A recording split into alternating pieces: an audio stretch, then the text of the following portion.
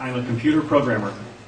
Mr. Curtis, are there programs that can be used to secretly fix elections? Yes, How do you know that to be the case? because in October of 2000, I wrote a prototype for President Congressman Tom Feeney at the company I work for in Oviedo, Florida, that did just that. And when you say did just that, it would rig an election? It would flip the vote 51-49 to whoever you wanted it to go to and whichever race you wanted to win. And would that program that you designed be something that elections officials that might be on county boards of elections could detect? They'd never see it. Mr. Would you answer that question once again? They would never see it. So how would such a program, a secret program that fixes the election, how could it be detected?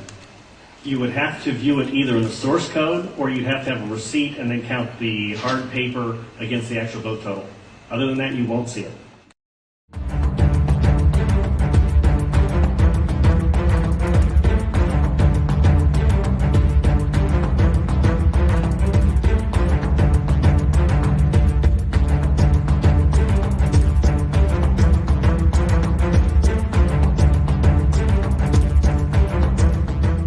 Welcome to the Daily Wrap-Up, a concise show dedicated to bringing you the most relevant independent news as we see it from the last 24 hours. Saturday, August 31st, 2024. Thank you for joining me today. Focus show to a degree, kind of around a lot of what we've been discussing. But obviously, after we've discussed this recent kind of collaboration we're putting forward, a lot has kind of come out of the woodwork. And I felt it was important to, we've been saying, I've talked a lot over the years, election after election, selection after selection, around my opinions around voting, the two-party illusion. This is hardly anything new. I mean, in last year, their last election, at times when we had reasonably the same amount of influence. So it's an odd shift to see this suddenly such an important and concerning and you know, like people were talking about what this is as if it's like a huge threat to what's really going on. Just simply our discussion about what our opinions are around voting, options that are outside of that. It's a very interesting development to see. And so I wanted to talk about this today, about the shift around this topic and really just go through my opinions. And kind of, as I've been saying recently, that we'll get more into that as we get closer. This is one of those shows today to begin that, or continue, but begin that focal point more so as we get closer to the election.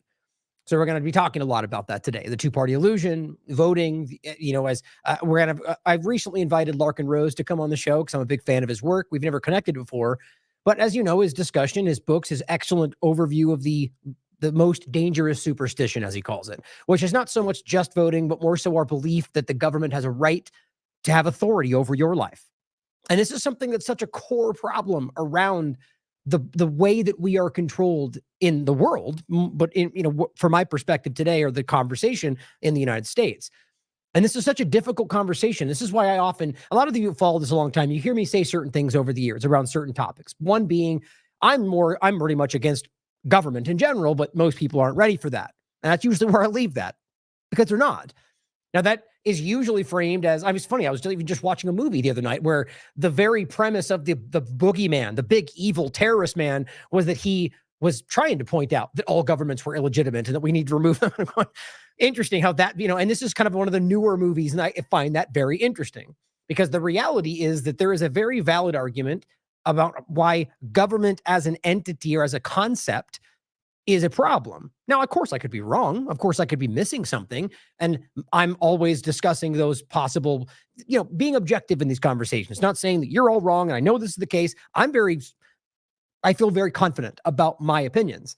But as you all know, I'm very open and actively considering, even when I know that let's just say something that I feel 100% confident about, I will go into considering the other sides of these opinions. I've done this many times over the years with all sorts of different topics. So it's interesting to see how this has changed recently around this recent announcement. And a lot of people have found this see this as the right direction. And I'm going to go over a lot of this stuff today, as I've already been discussing. I'll show you the shows over the last couple of days to show you some kind of building up to this conversation, making different points around the idea of what this is and what we do in general about being, you know, about unity and collaboration, and not saying listen to us and nobody else as pretty much the rest of the mainstream alternative media, or all of it, actually is. and framing us that way because of us highlighting problems within that dynamic. I mean, I shouldn't go over to, I'll make these points as we go through it. But what's interesting to me is how important this conversation has always been. And quite frankly, more than ever right now. And that's why I titled it the way I did today, because I've been saying this throughout different topics, and I think I've been proven right during the COVID-19 illusion. My point was that this is something that's been shifting people's opinions. It's not partisan, and that scares the establishment. And a lot of people that didn't want to see it as anything other than partisan and point to the other side didn't really want to digest that, but it was clear. Same with Israel and Gaza. This is not about partisanship. And even people like Greenblatt in their leaked video will tell you that. It's not a partisan issue, despite them in public saying the opposite. What does that tell you? The partisanship, the two-party dynamic, or in other countries, the idea of divide and conquer, creating a false dichotomy to get you to invest within it, and then using that to keep you from seeing the reality, a Plato's cave kind of dynamic where we think we're seeing the full picture, but at the end of the day, we're only watching the controlled dynamic that they want you to see in order to keep you pacified. Now, again, as always, I could be wrong, but the idea that people with so much evidence pointing in that direction, and almost everything we talk about from any partisan conversation, seeing part of that story, but only insofar as it shows the party they don't like. So my point is, we all see it, but yet resistant to it when it comes into conflict with something that you've wrapped your identity around. And it's okay. Like, this is the point about conservatives and Republicans, or rather conservatives and liberals, or, Republicans and Democrats. The idea being that people out there obviously identify with these things. And I would argue people that are honest about it don't flip-flop parties based on who's winning or what won. The idea that you have principles you stand by. And you can call the rest of the people in that party not what you are, but you wouldn't jump away and say, no, my principles changed. The principles are what matter. And that's my point, is you can identify as one of these things, like as, you as your principles, what you believe in, what you think is classically conservative or liberal. But the idea being that these actual party that, as we call team sport politics, is being used to keep the people invested in this so much that it's become their identity, not the principles, but the idea that just being a part of that side is more important to you, and that side winning is more important to you than your actual principles. We're seeing that in a shocking display right now, whether it's RFK and that conversation. And I'll even argue that it's logical explanation about why he did it. Of course, that makes sense. It all adds up. It's a logical answer, but it doesn't change the fact that you lay out your principles and then go, I might be able to do more here, and so we're going to ignore those principles. And again, you may even think that makes the most sense. What I'm trying to show you is that constantly falling into picking the least bad option. I mean, how have we ever been convinced that that would drive us in a positive direction? The idea being that we do it this time and next time it'll be better. Show me one time that's worked. Look back through this cycle of doing the same thing. And how do we not recognize that they say this is the most important election of our lifetime every single 2 years? That's why, because it's always the same hype. They recognize that it's coming to a point where it's becoming, it's not sustainable anymore. And that's what we're focusing on. That's what we're teasing with these conversations. And obviously it has struck a chord, both with people that are like, thank God there's some actual conversation and not just driving into camps. And then the other side, because it is scaring the people invested in the status quo. That's the way I perceive it. I think it's a very important conversation. Now, today in general, there's two main things we're going to watch for those that watch this on the regular.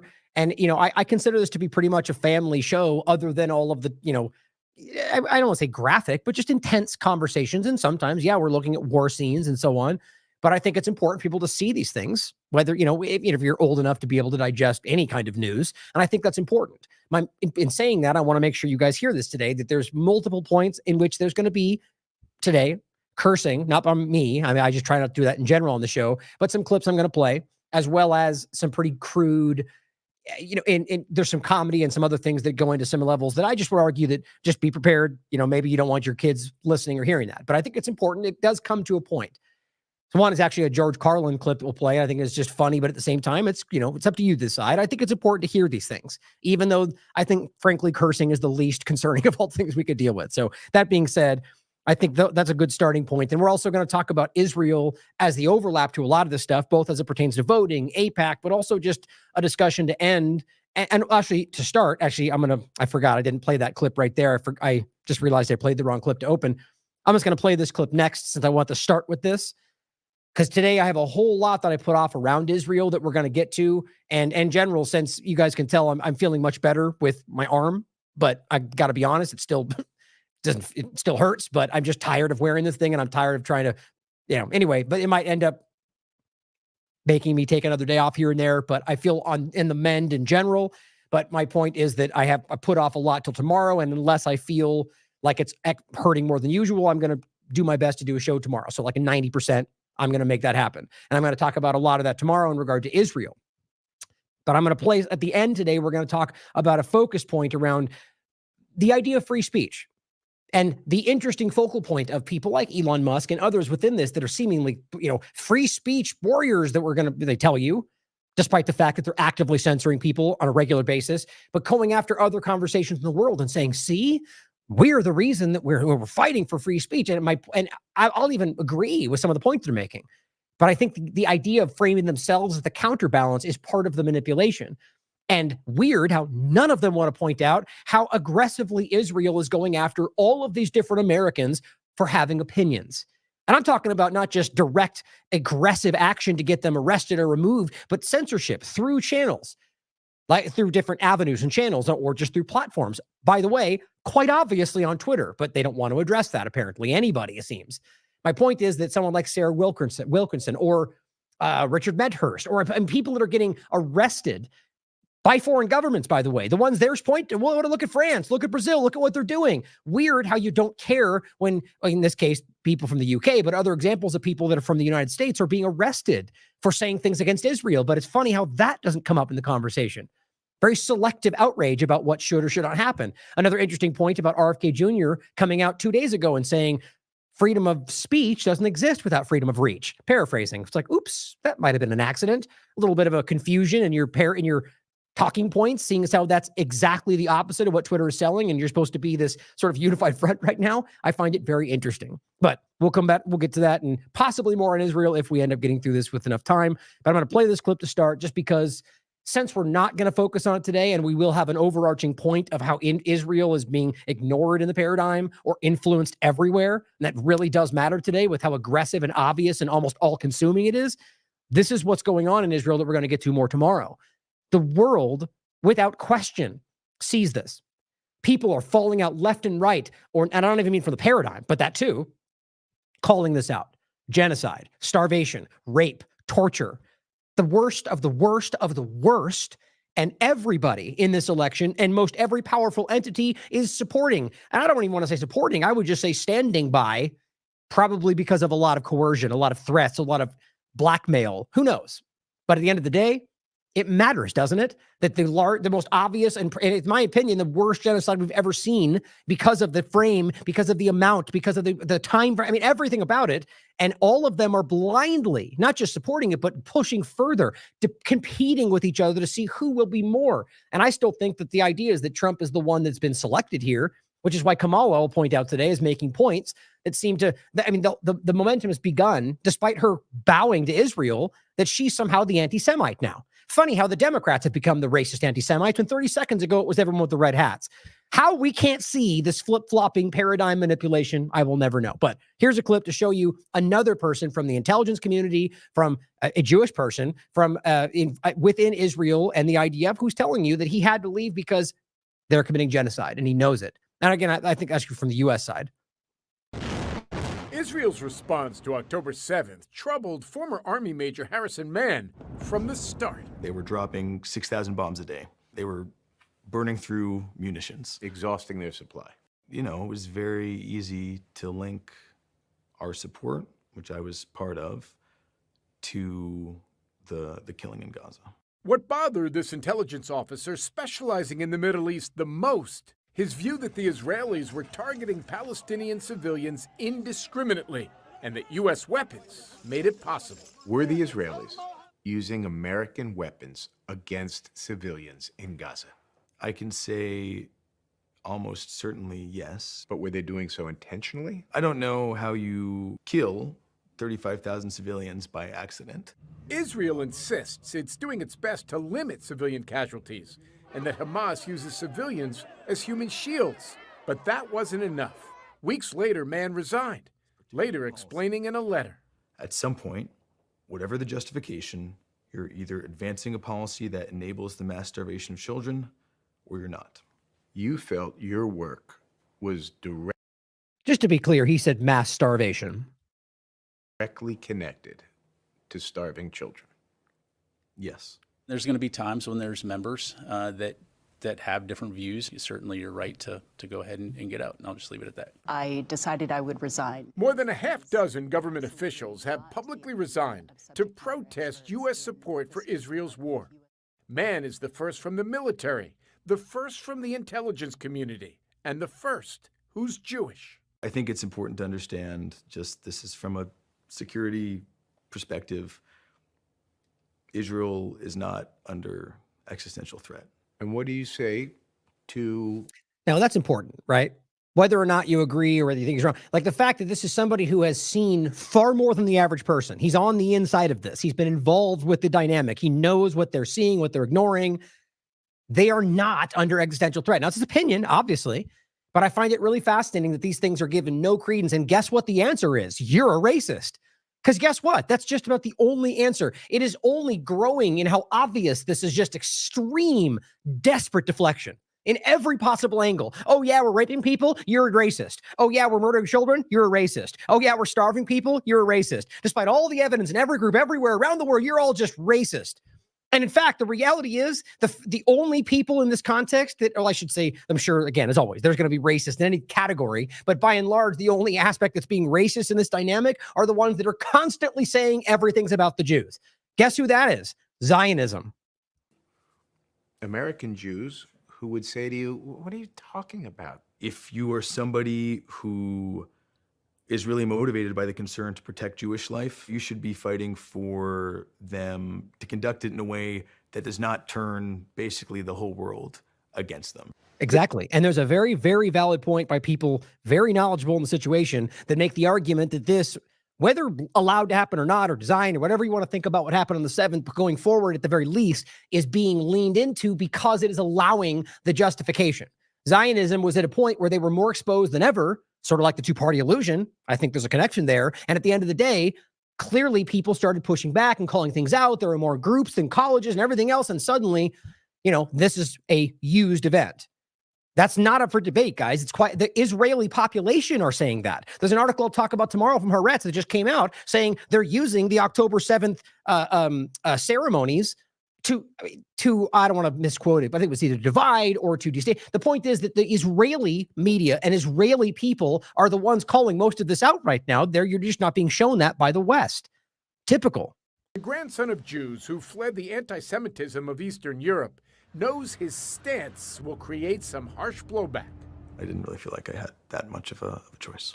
But he feels... Right, because he actually understands what never again means. Not just never again for people you don't like, or for the people that you want to protect, or however you want to frame that, but simply that it's a reality that committing genocide is wrong. It's amazing that we have to convince people of that. The only way to influence U.S. policy is to no longer assist those who make it. Right. Jim Axelrod, CBS. Important. Guys, that's CBS for crying out loud. In no way does that mean CBS is suddenly a truth teller. It means that everybody, everywhere, recognizes the writing on the wall. Israel, Zionism more specifically, has failed. And and literally, it's for no other reason in this moment than their own genocidal belligerence. Because there's plenty of other reasons that's built to this point, but they were managing and controlling the illusion and the narrative around it pretty damn well, despite how flimsy their propaganda seems to have always been. But today, because of that belligerence, they have shifted the conversation. And by the way, that's also happening a lot of other ways. Now, it doesn't have to always be connected, but it's hard to see that. It's hard not to see the connection between the two-party illusion, the political spectrum in this country, with how overwhelming the influence is and how this is also falling apart. Now, I'm going to include the shows we just went over, the last two, just in case you missed it, which I'm sure these are both basically 4-hour shows. So I recommend you do your best to, if you want to, watch them. But if you want to, go through and watch these because there's a lot of important overlap and kind of building to some of the stuff we're going to talk about today. 27th, the 2024 Zionist selection. Democrats take over Republican Party and the digital ID sleepwalk.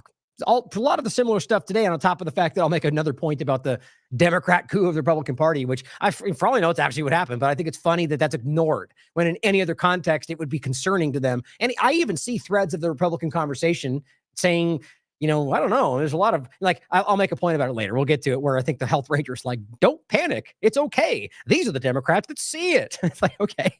I guess you just pick and choose which ones you like. And I just think it's funny how it's in any other context, it would be concerning if they hadn't spoke up about something before they were acknowledged as now on our side, they would have been reflexively dismissed.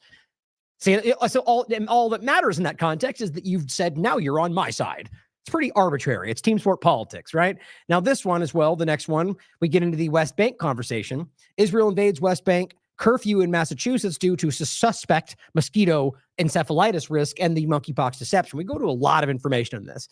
And again, people put the word invade is not incorrect here. I am aware they're occupying West Bank, but I'm talking about the physical invasion, like marching in like stormtroopers into the area. It's incredible. I mean, it's unprecedented. It's got very little coverage from the West, shockingly, I know. But then the curfew in Massachusetts due to a concern of a mosquito spread illness, and I go over the GM mosquitoes overlap, everything that I'm convinced is literally responsible for what they're doing, and the monkeypox deception overall. Make sure you check it out. So let's start today with this point.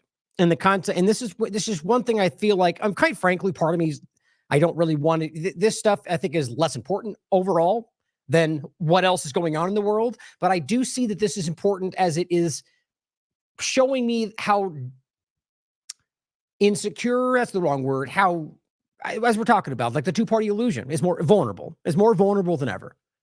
And the fact that this the response that we got from this.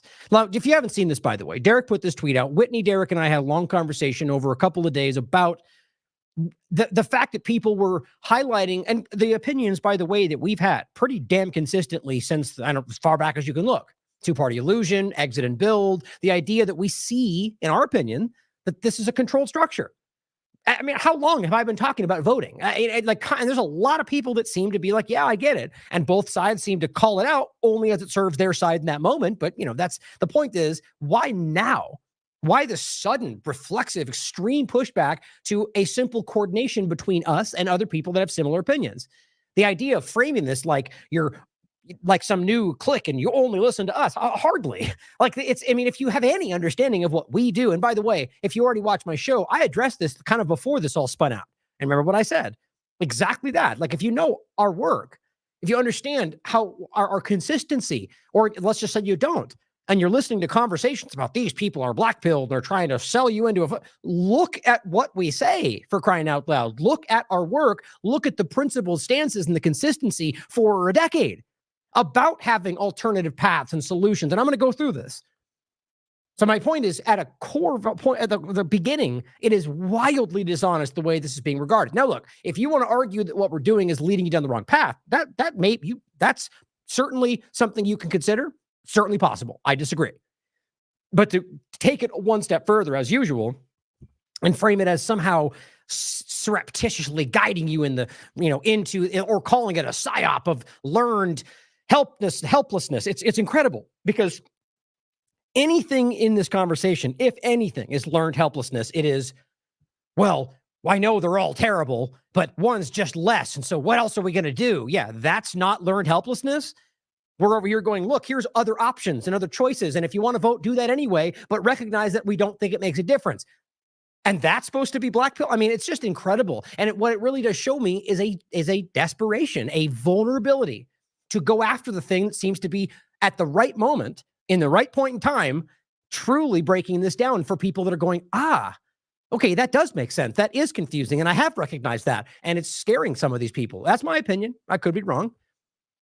So Derek announced this. The Independent Media Alliance is real. And at this point, really, it's just the way we framed it. I mean, right now, it's just a loose collection of people that all see these certain things. And it's all building right now. The idea right now, and just so it's clear, if you've heard us talk about it, I think we've all agreed that money's not even going to be part of this. This has nothing to do with that. We're not making some official, like outside of potentially like a platform idea. And we discussed this out in the open conversation of this. There's people that have reached out to us, like Odyssey, that want to build a central point of our information flow and stuff like that. And we haven't even sure we want to do that either. We're still conversing about this. We're trying to be very careful and objective. And my point we talked about recently is extreme transparency. You will never wonder why this is happening or who's behind what. It's always going to be very clear what's going on. And we sent out an email to people that we felt were, as we talked about, COVID, Israel, Gaza, and the two-party illusion, that have been very consistent from the beginning of these conversations. I do want to say at this point too, I'm sure there's people out there that maybe feel slighted that you weren't included. Please don't take it that way, because at this point it's multiple people deciding, and we're always erring on the side of don't include if any one of us might not agree. And, so ultimately, and really it's about consistency from a very beginning point. And I'm sure there are people out there that think they're in that category, and you may be. Just please don't take it as a slight, because this is a whole building thing and it's still in the reach out to us if you're interested. But at the end of the day, it is about coordinating with content. I don't mean like discussing the same show titles, or I'm talking about like sharing each other's work, going on each other's interviews, doing panels and discussions, and we've even openly talked about inviting people that are not in this, that have different opinions, to make sure we have different views, rising up people that, and this is the part that I'm really excited about, people that are out there on Twitter, on different platforms, YouTube or Rumble or whatever else, who are having conversations like this that just don't ever get reach because of the algorithms today. Like I don't even know how it's possible that any of us broke through all this stuff, but some of us have managed to get some following, and we still feel the pressure and the suppression everywhere, especially right now on Twitter. The point is that we want to find those people out there that have very, a principled, objective, and long, consistent stances that we can raise up and say, look, these people are smart. They know what they're talking about. They just don't have a large following because the system doesn't want them to, in our opinion anyway. So all that's to be said, all that's to say that this is something that we're beginning. And I think it really does start to worry some people because it's getting momentum and people are interested. Now, just to start, Mark says, well, I appreciate these journalists, and this, I kind of already addressed it. Isn't this a bit condescending that we should only receive information from the correct sources? And if you weren't correct at the right time, then you are excluded from the special lines. Now, look, again, I guess you could read it that way, but that's not correct. Right? Because the point is that this is about you have to have a starting point. We have to have some general criteria to begin what we're trying to talk about. And as Derek writes, anyone and everyone is free to form their own organizations with their own criteria, right? We're not trying to box anybody out. And we're not even trying to, how often do I say that, which probably irritates half the audience? It certainly could be wrong. No one in this group is trying to say we are 100%, no matter what, right, everyone else is wrong.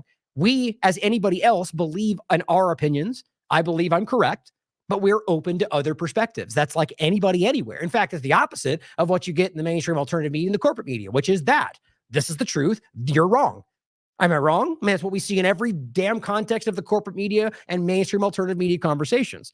So this is about a starting point and hopefully getting more people to have opinions that are outside of the paradigm. Because I think we all know, I mean, look, here's what's funny. The right will tell you the left is the problem. The left will tell you the right is the problem. So clearly we all see in some way or another that the paradigm is the problem.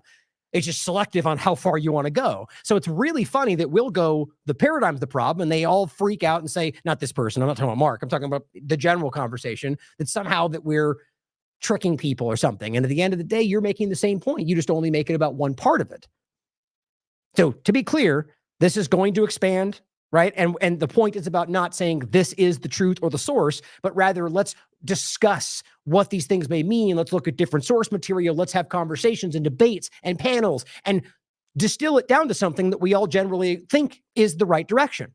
I mean, that's the best anybody can ultimately do. Now, to me, that seems like a very valid direction. Of course, no matter how well or clearly I explain this, I think there's a very clear, dishonest effort to make this look like something that is not what it is in order to undermine what is a clear threat to the status quo. Not just us, but anybody informing people and gaining momentum about it, that you're being tricked, that you are being played, not with one thing or the other, but just in a general sense, in this dynamic, in our political spectrum, every single day of your life, whether it's the corporate media or the voting process in general, we are being manipulated. And at certain points, we all seem to be able to see that.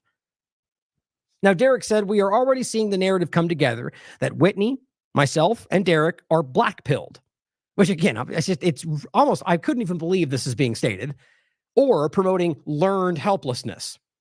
This is the farthest from the truth. He says, I've been promoting real solutions instead of immoral, corrupted politics. And of all three of us, in my opinion, Derek is hands down almost exclusive. I mean, he's constantly pointing at other directions. They just don't like that possibility. And we'll get into that in a second. His exit and build conversation doesn't have to mean move to the middle of nowhere and build a homestead. It means exit out of the broken system and build something else. That could be done in your home on your computer. The problem is that they just don't want that to be a plausible thing. Or a lot of people have actually been driven into learned helplessness, and they look at it and go, yeah, that's not possible. That is learned helplessness. By pointing out that the system always ends up in the same position and that there might be other solutions, how in the world is that learned helplessness? I mean, I can't make that any more clear. It's blowing me away how obvious that is. Now, I'm actually going to go into this pretty in depth. Somebody makes a really great outline of why he thinks this is the case. And it's a very well put together argument. I'll show you why I don't think it's accurate. Now, here's what Whitney said in the same vein. She goes, the talking point is going around that myself and others who reject the two-party paradigm are teaching learned helplessness to our audiences.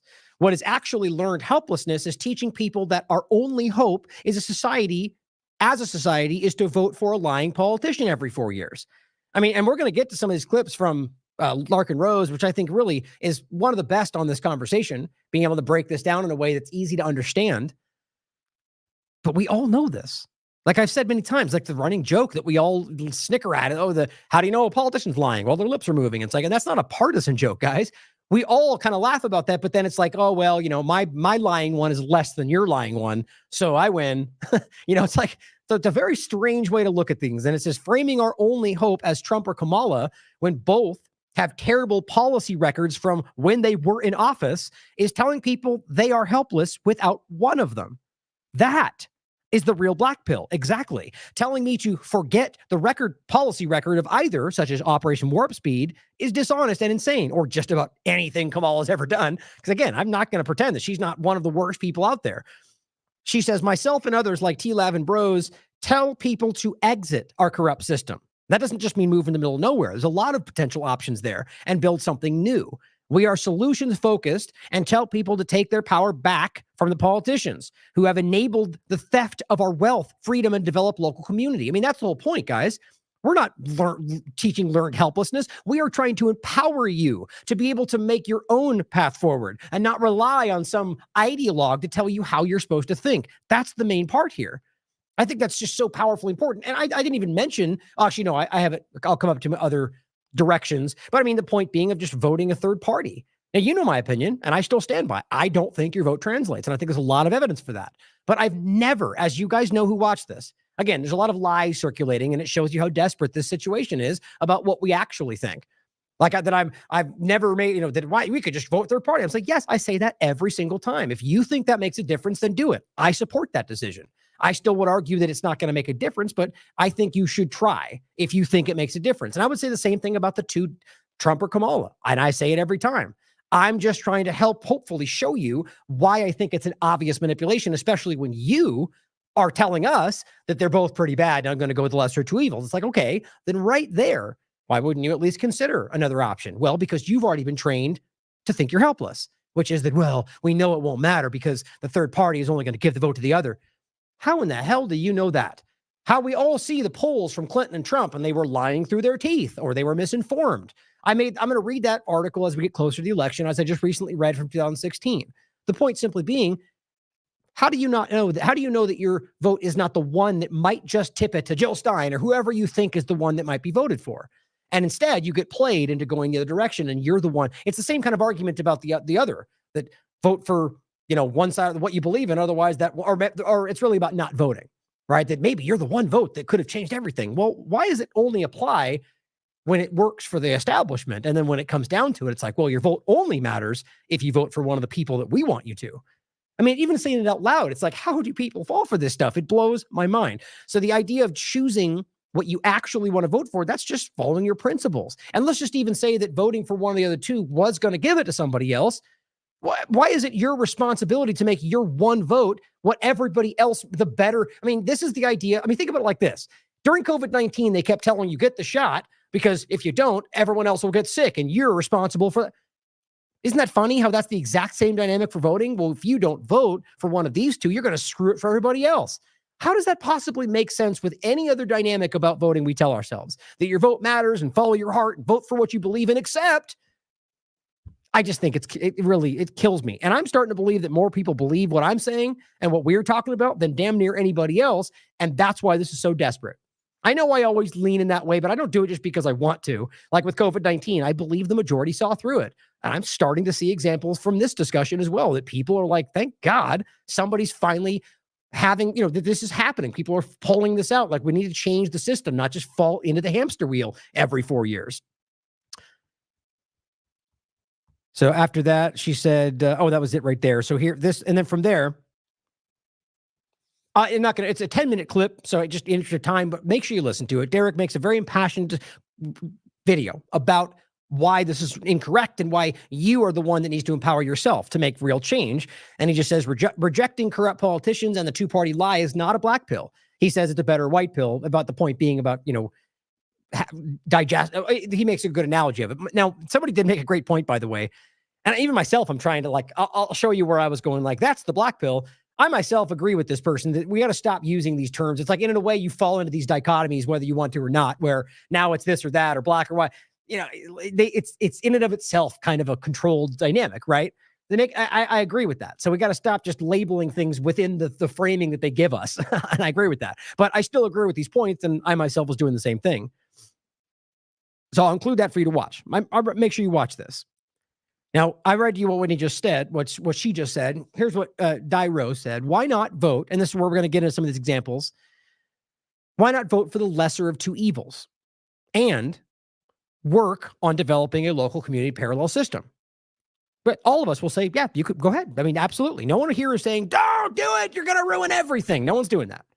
We're just trying to show you that we think that it's a fruitless effort. But if you believe it, absolutely. We support your decision to follow what you believe. But if you're telling us that you're voting for the lesser and you're begrudgingly doing so because you know it won't make a difference otherwise, that is the problem. We're trying to tell you, vote for what you believe in if you think it makes a difference. Follow your principles. Do what you actually think is going to make a difference. Don't listen to all these screeching two-party status quo managers trying to tell you that you are not being an adult by voting for who you believe in. I mean, I can't believe these arguments make sense to anybody. Like, let's just even say that the reality of that is exact.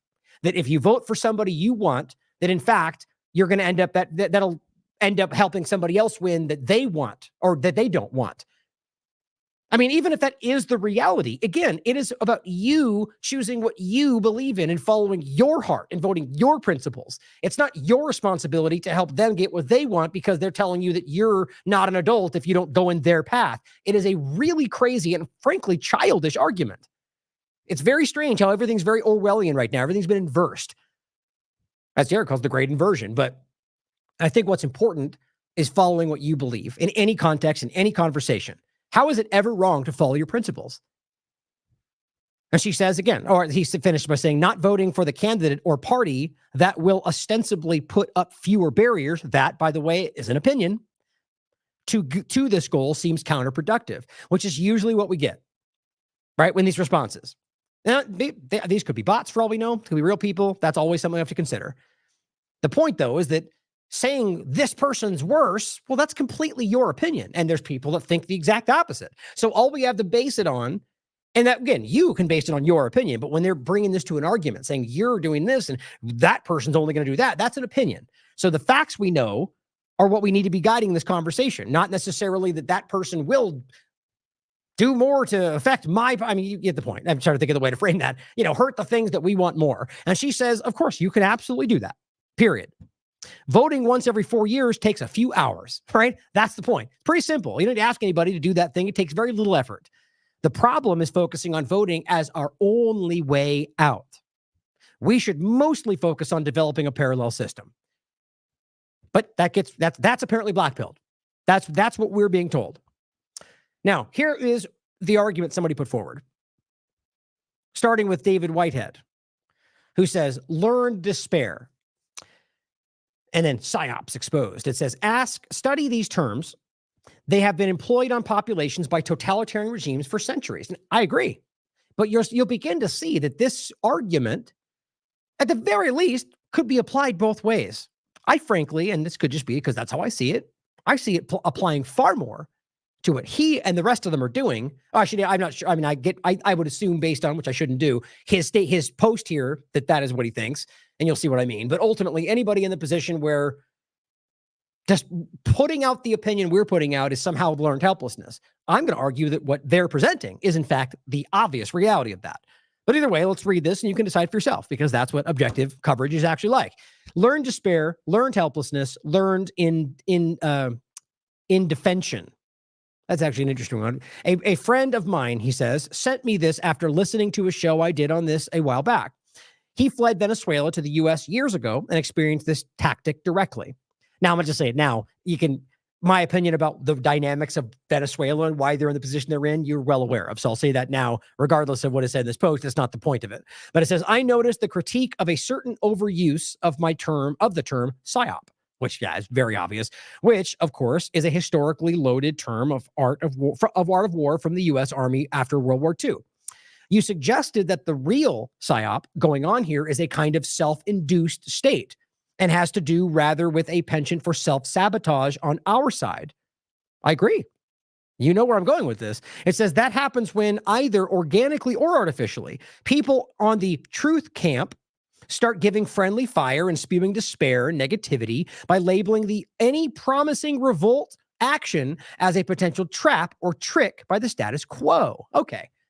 So right there. Obviously, the aim of this post, as you'll see from the next one, is about what we're doing. But think about this for a second. As I think I just clearly showed, in no way are we spewing despair. Now, just because something that is a difficult situation that we highlight makes you feel that way does not mean that we're screwed. There's a lot of tough things going on in the world, and that's just the reality. But what we're doing is showing here's that bad thing, and here's how we can fix it. Not just going through the same old motions for one of the worst people, and he's just not as bad. Spewing despair and negativity is not even remotely what we're doing. By labeling any promising revolt, which is what we're talking about, changing, revolting, right? The actual system, and the idea that Trump and RFK Jr. is some kind of revolt from the system that literally works right through the same old system is stupid. I'm just going to say it real, guys. That's sad. Like the idea that this is the revolt changing through the same controlled system that any other context, the same Republican Party, the same conservatives would tell you is a broken system. Didn't we just get done telling ourselves that they were stealing everything? The machines are broken. Well, here we go. Same machines, same system. How in the hell does that work out? Vote harder, I guess is the mantra, after it was stolen and they cheat. So why wouldn't that happen again? Like, I just don't get how anybody cannot see through the disconnected narratives at the very least. So right now, as when we're saying, look, we need to push back against this system. We need to change, revolt, take action against this problem. And they go, you're just trying to spew negativity. Well, let's just fall. Well, they're both bad and I don't know what else to do. So we're going to pick the lesser of evil. Clearly, I think you can sense which one of those is what he's describing. Now he says, in that sense, I believe that the correct term y'all were looking for is learned despair or learned helplessness or learned indefension. It's a term straight out of conductist psychology and was deeply and thoroughly practiced as a psychological technique in the Venezuelan experiment against the middle classes for decades. Now, again, that's up for you. I mean, I wouldn't surprise me. I think all governments are concerning, and I wouldn't surprise me if any of them did this stuff. But his next point, which greatly contributed to the extent of state of things, which I'm of the explicit opinion that like I said I wasn't going to say, but that what's going on there is the fault of direct and on the record action from U.S. foreign policy, and then they bragged about it. But then we have 30 seconds later, we act like we didn't remember that Bolton and Abrams literally told us that that's what they were doing, which caused the destruction. And well before that, even the idea, going back to Chavez, their actions have deliberately destabilized the country, and they have told you that. But in any case, maybe they did this too and added to it. It's certainly possible. But it says it's been employed in the U.S. Context for many decades. So right there, what he's saying is that this is also in the United States. And I think what we're talking about, since we're referring it to a psychological operations army program, is that is absolutely what your government has done to you. Right? So the idea is that this is being done as a political dynamic to keep you in a position where you don't know what else to do, so you fall in line. Isn't that what he's talking about? How is that not the exact definition of choosing to fall into lesser two evils every 4 years because what else are you going to do? And that I agree. This is conducted by the U.S. government against you. And we're over here trying to at least give you another perspective, another option, another direction. But no, they've thoroughly trained you to be desperate. And it says, if only more subtly, from as he frames it from Venezuela. He says, it's an intricate process when applied to human collectives, and it reminds me of Hunger Games a bit. Those behind power must work out societal crises in order to eliminate the empowering qualities and features that hope generates in the populace. Right. Exactly. Are we over here creating crises to keep you in control? No, we're pointing out that they're doing that. So that's the reality, that they're manufacturing crises, or whether it's problem, reaction, solution, whether it is divide and conquer, destabilize, what's the other famous order out of chaos? I mean, these are the things that they do as just power structures. And he goes on to say, but going only far enough as to cement the absolute normalization of a childishly cynical sense of overall helplessness among the majority. Right. Again, I don't need to say it. I mean, not even remotely what we were talking about. Helplessness is not the same as providing other options, which I'm going to get into in a second, which I've already basically pointed to. But it says the puppeteers must do this without going too far. That's important. So as to enable the empowering features that ultimately erupt from a total loss of absence of hope. Features which, by the way, come from developing a healthy, cynical, existentialist worldview after the individual has managed to face and survive nothingness and boredom and death. Just a person from David Yeni from Venezuela. So here, after that breakdown, here's what this person says. The actual psyop, he says, is negativity, and he's just quoting what he said. Of course, plucking out the one that applies, but not if you read the whole thing, it really doesn't to what we're saying. The psyop is negativity by labeling any promising revolt action as a potential trap or trick by the status quo. I agree. He says, and here's how he frames it. So it shows you how the mind wants to go, where you are, what you see. He says, for example, the Trump, Musk, Tucker, etc. are all part of the swamp. It's just like stupid. It's an inversion, a trap. Well, guys, I mean, of course, maybe they're not. But these are literally the most obvious examples of insiders that we could even talk about. So we should at least consider, obviously, as a possibility that maybe they are keeping you wrapped up in the same cycle of the same thing with the same people in the same direction over. Yeah. But see, the point is, negativity by labeling these revolts or actions. Is that a revolt? I know they really love to get you all charged up about that. So a big change. It's not. These are insiders participating in the same old thing that they do every 4 years. It is the epitome of the cycle of the system. And these people are literally part of that system in every possible way. Elon is a military contractor for the U.S. government. Do you realize that means right now, Biden's administration? Oops. Doesn't make sense, does it? Unless you block out your mind and pretend that anybody trying to show you that problem is the problem. And he says, superficial black and white negativity program. He said it's based on the concept of psychological splitting, which the learn to spare psyop tags into. I agree with that. I think, other than the idea that that the framing is about that, frankly, David Whitehead, I don't even know if that's what he meant. He's just basically breaking down that point, which I think is an excellent point. For all I know, he's talking about exactly what I'm talking about. But what's funny is how Bernhard Gunther takes that point, plucks out the one thing, and then frames it about specifically Trump, Musk, and Tucker Carlson, etc., as the revolt against the system. Yeah, that you vote for, and goes through the same cycle that they all apparently could cheat and remove whatever they wanted, and it's all in a think about how silly and it just doesn't line up. So that being stated, I think it's very clear that what's happening is a projection. It's an Orwellian concept. Accuse them of that which you are guilty. There's 1,000 different things that we could frame this with. I think it's pretty damn obvious. Now, I pointed this out around these kind of memes that were circulating. This person says, it's time to unite to take this country back. Together we win, divided we lose. This classic divide and conquer kind of mantra. And it says, you're either MAGA. And what's funny about it, isn't that exactly what the Democrats were just saying? These things just get recycled. And they just lap it up because the good side said it this time, right? Stronger together. Come on, guys. It's just the same old things. And it says, it says, you're either MAGA or you're uniparty.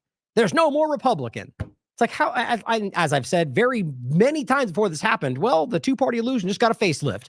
I've been talking about the whole patriot thing for a while, in a positive way, though. Like, I was like, these guys are just about to see through the bigger picture. And now they got pulled right back in with the election. So, some of them did. Again, I'll tell you what, the Republicans, the team sport politics, I'm of the mind that a majority is feeling uncomfortable about how weird this all is. The conservatives, liberals, and people that can see through it all. And I shouldn't even say it like that. Usually I say that when I say Republicans and Democrats. To be clear, as I think I was until I said the last part, that conservatives and liberals are just people that have principles. They believe in certain political principles or ideological principles and aren't necessarily taken by the team sport politics. That's my personal category. How do you say that? A category of difference. At the end of the day, there are people that are stuck in the top of it that just don't care. But I said the two-party illusion got a facelift. They have rebranded, and many are falling for it. If you're still participating in the controlled two-party system, you're still part of the illusion, whatever you call yourself, patriot or whatever else. If all you did was just change the name of one of the parties and act like it's just guys, it's the same dynamic, exactly the same. And what he said reminds me of you're either with us or you're against. You're with the either with us or you're against or you're with the terrorists. And that's the same thing we saw during, that's George Bush, obviously. And then you saw that with the COVID-19, the war on terror. I mean, everything they do is the same kind of game because they know that it works. It's been a decade of very successful rebranding by the neocons, she says. And Sanctus says, to be clear, I'm not arguing we shouldn't vote. I probably will, just in case, he says. But I'm over the paradigm. Also, everyone on the right seems to gloss over the narrative disconnect of stolen 2020 and vote harder 2024. It's exactly what I was saying. Yeah, that's pretty silly, right? I mean, nothing shifted, guys. It's the same machines, the same power structure. It's literally the same power structure that they say stole it. And we're not even addressing that conversation. Doesn't that seem a little bit uncomfortable? I think they are desperate. In a large way, the entire empire is very clearly recognizing people are poking into it. That's what I think, personally. And really, to make one more point about this, again, if you want to vote, if you believe, and clearly, in my opinion, you're voting for what you actually want, whatever that may be, and whatever, even outside the two-party concept, then I support that, even though I think it probably won't, it doesn't make a difference, it doesn't translate. But I would also point out, though, that in my opinion, and this is secondary, because like I said, that's where I stand. I will tell you my opinion if you want to hear it, but I'll support your choice if you believe in what you're doing. But I argue that on the secondary point on that if you do vote, though, in my opinion, it is really that, they talk about the consent of the governed. That's what this is. Whatever you vote for, if you're, in my opinion, you are simply saying, yes, we consent to you doing what you do. And I think that is one of the most foundational, the issues here is that if the system is broken, which we all seem to recognize in different dynamics, going into that and doing so, you are simply consenting that is okay for them to keep going for another 4 years with the same war, mongering, occupation, death, murder, rape, torture, all the same things that they're doing, supporting all of those things in Israel. So just think about that is all I'm saying. But again, I will always stand by that because I know, being objective, I could be wrong.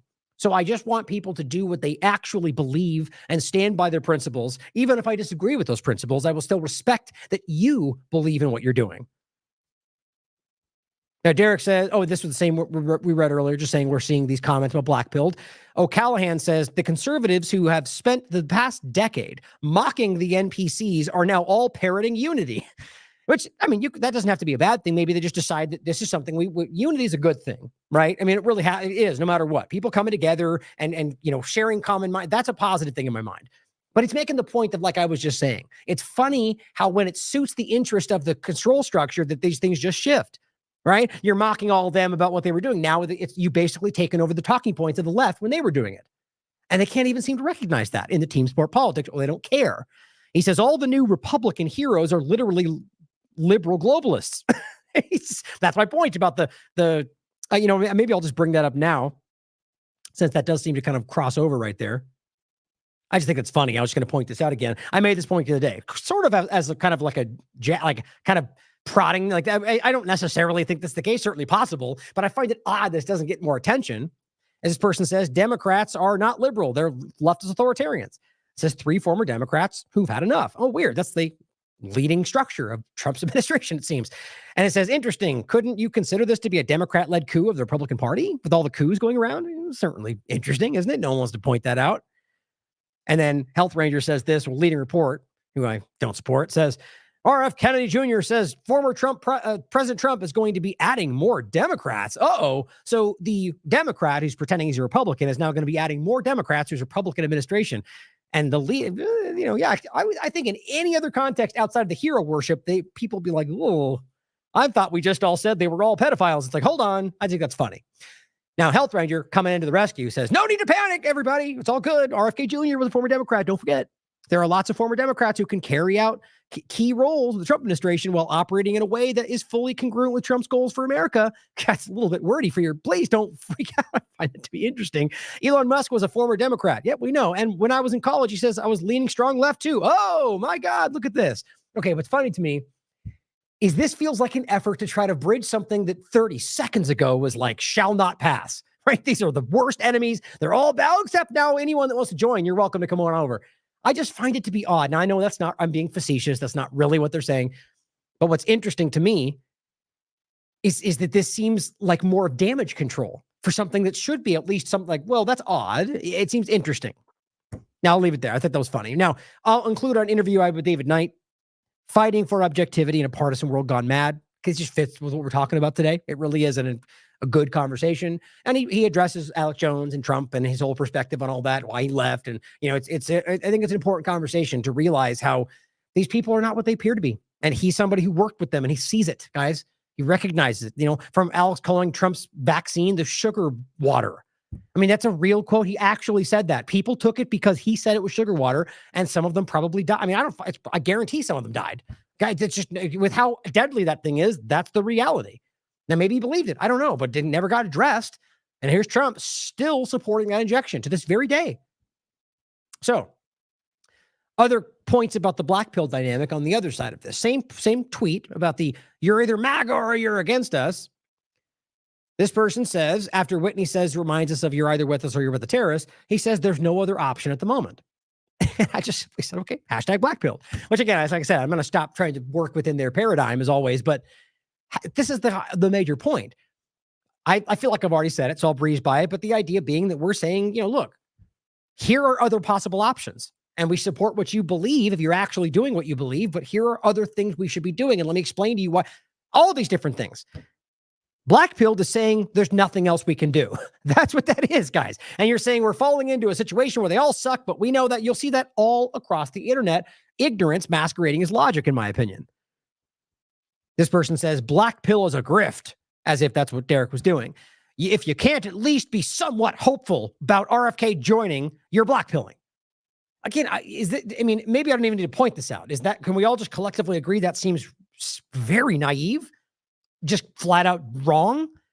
So we don't know for sure, right? These are people that are going to be alike. We don't know the policy, what'll happen after 4 years, but we're just supposed to be excited because they said things that sound nice. You can't think of the last however many administrations where they said a lot of things that didn't happen, like Trump's or Biden's or whoever else, but RFK, he said that Trump's better and so we just have to be excited about it. No, because people that have been paying attention realize that this is the same old cycle. And like I say every time, I hope I'm wrong. I hope you're right that they changed the world. But based on any overview of the reality, this is like playing a game, like gambling, and having the same thing happen every single time for your lifetime. And then going, I'm going to bet that it's going to be this way this time. And it's like, yeah, maybe. But if you were a betting man, your logic would be like, it's probably going to be the same way. But he says the entire second half of RFK's speech promoting everything you could have ever want. At least give him a chance. Well, you know who else did that? Trump, right? Or Biden, or George Bush, or Obama. They come out and say, this is everything we're going to do. And they don't do any of it. Ask Obama. What about Guantanamo Bay? What about Afghanistan? Everything they promised never happens. I shouldn't say it like that. There's always times, but at the end of the day, him saying things in speeches and then you getting mad that someone doesn't just put down their principles and go, okay, I'll give it 4 years. Let's give it a shot. Despite their record, despite what they've said, despite who they are, despite all of the things we have to be concerned about, the contradictions, the policy from the past, we'll just go time out because he said nice things. Let's just give it a shot. You know what can happen in 4 years? Like this idea that we're supposed to just let it fly and see what happens. I mean, isn't the idea that Whitney and Derek and the rest of us or anybody, even the Republicans during COVID-19, what was the point? That this is building. We're watching the technocratic prison get built around us. But yeah, let's just roll the dice for 4 years and just hope it doesn't happen. We're of the mind that this is going to be something that happens that we won't be able to come back from. Like in the context of anything we've talked about, like glyphosate spraying, that they're trying to build. And that's not an idea of giving up. The point is they're telling you what they want. And we see them building something in the interest of getting you to a point to where from that point forward, it won't matter anymore. Because then you won't be able to access the internet because of your digital ID and your face or whatever else. I mean, I don't know how it will ultimately materialize. I hope that it doesn't. But if we all and again, as Republicans were also saying during COVID-19, if we see that coming, just because you want to believe he's the one that should save you from that does not mean we should all just blindly sleepwalk into that possibility. Or at the very least, I can respect that you think that. To act like our opinion's just default wrong because of what you think is pretty childish. Like, that's the idea. We can entertain each other's opinions. At the end of the day, this is all about this or nothing. That's black-pilled. Or, I mean, I shouldn't say it's black-pilled because at the end of the day, you may believe it's going to change everything, but you have to be open to the possibility based on everything else that one choice, or you hoping that it happens because you believe in him, is not the default for everybody, or else you're black-pilled. And Indie News points out, he said nice words, and you're obviously fooled easily. I look at a lifetime of behavior and patterns. That's what an objective person would do. Booby, or he's talking about Kennedy, is a piece of SHIT user, he says. If his last name was Smith and not Kennedy, you'd never have heard of him. Frankly, I kind of agree. I don't necessarily know if I agree with the indictment of his entire personality. I'd like to believe that he's got some, but again, I always get into that because I think a lot of his past work was good, but then I just can't get past what he says about Israel. I don't see how any honest, compassionate, principled person can stand by Israel right now. I just don't. It blows my mind. But anyway, he says, if you can't see it yet, maybe you will someday. This person says, take the black pill like us. Purity spiraling. That's the one I keep telling you about as well. Purity test, black pill. Somebody clearly seeded this into the conversation and then it's just taken up everywhere. Which to me shows you that there's more coordination here than ever. But it says purity spiraling doesn't do anything at all except make you feel good. Well, that's not what we're doing, bud, right? We're over here talking about possible other solutions. And he's saying this to me when I'm highlighting the fact that you're saying, I'm pointing out the two-party illusion. But this person says, we just changed what those two entities are. So now we're good. And I'm like, no, it's the same thing. That's the only point I'm making. That's the same thing. That's purity spiraling. Why? Because in his mind, there doesn't exist anything outside of those two parts. What about the third party option? What about any other things we talked about, which again, I'm going to get into in a second. Like I'm going to say abstention or exit and build or any number of other options we've talked about, which I think third party from someone who believes voting matters should be an obvious. But nope. But I'm purity spiraling. Isn't it the exact opposite? That the purity is that you have to vote like this, otherwise you're ruining it? Yes, guys, that's projection. You're literally saying what you're doing, and it's almost comical. But I said, you're a child lost in an illusion if you think pointing out the problem while actively providing solutions is black-pilled. You're just showing yourself to be a mindless follower of the two-party illusion influencers. The purity test here is objectivity versus hero worship. He says, I can acknowledge the problem with Trump while also acknowledging he is less likely to throw me in a gulag. Again, there's my point. That's opinion. You may be right, but that's your opinion. So don't throw it at me like it matters because it's your opinion. What we do know, as he's acknowledging that Trump has problems. He just said that. But then you lean into what you've been told or what you want to think, despite his record, that he won't be the one, or at least he's less bad. That's the crux of the point here. Because he says less likely to throw me in jail or kill me. So great. So you're going with the guy that's less likely to murder you. That sure sounds like a great choice for a solid one. I mean, think about how stupid that is.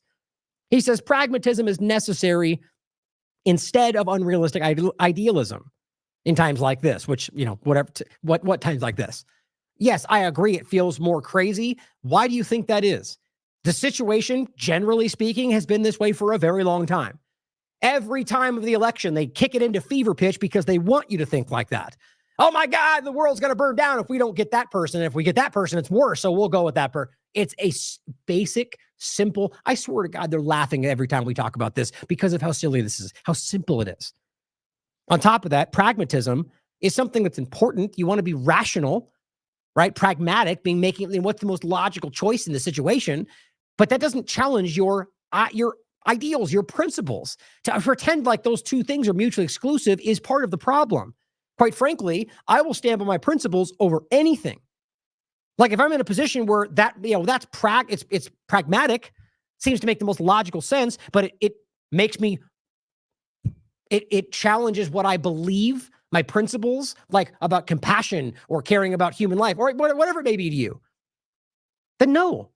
I think that's a no-brainer.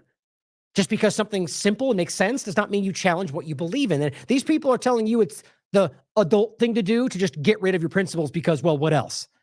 That's black-pilled. I gotta stop saying that because again, I don't want to play into it, but that's what they're calling us. And it says Orange Man did everything in his power to help give Big Pharma.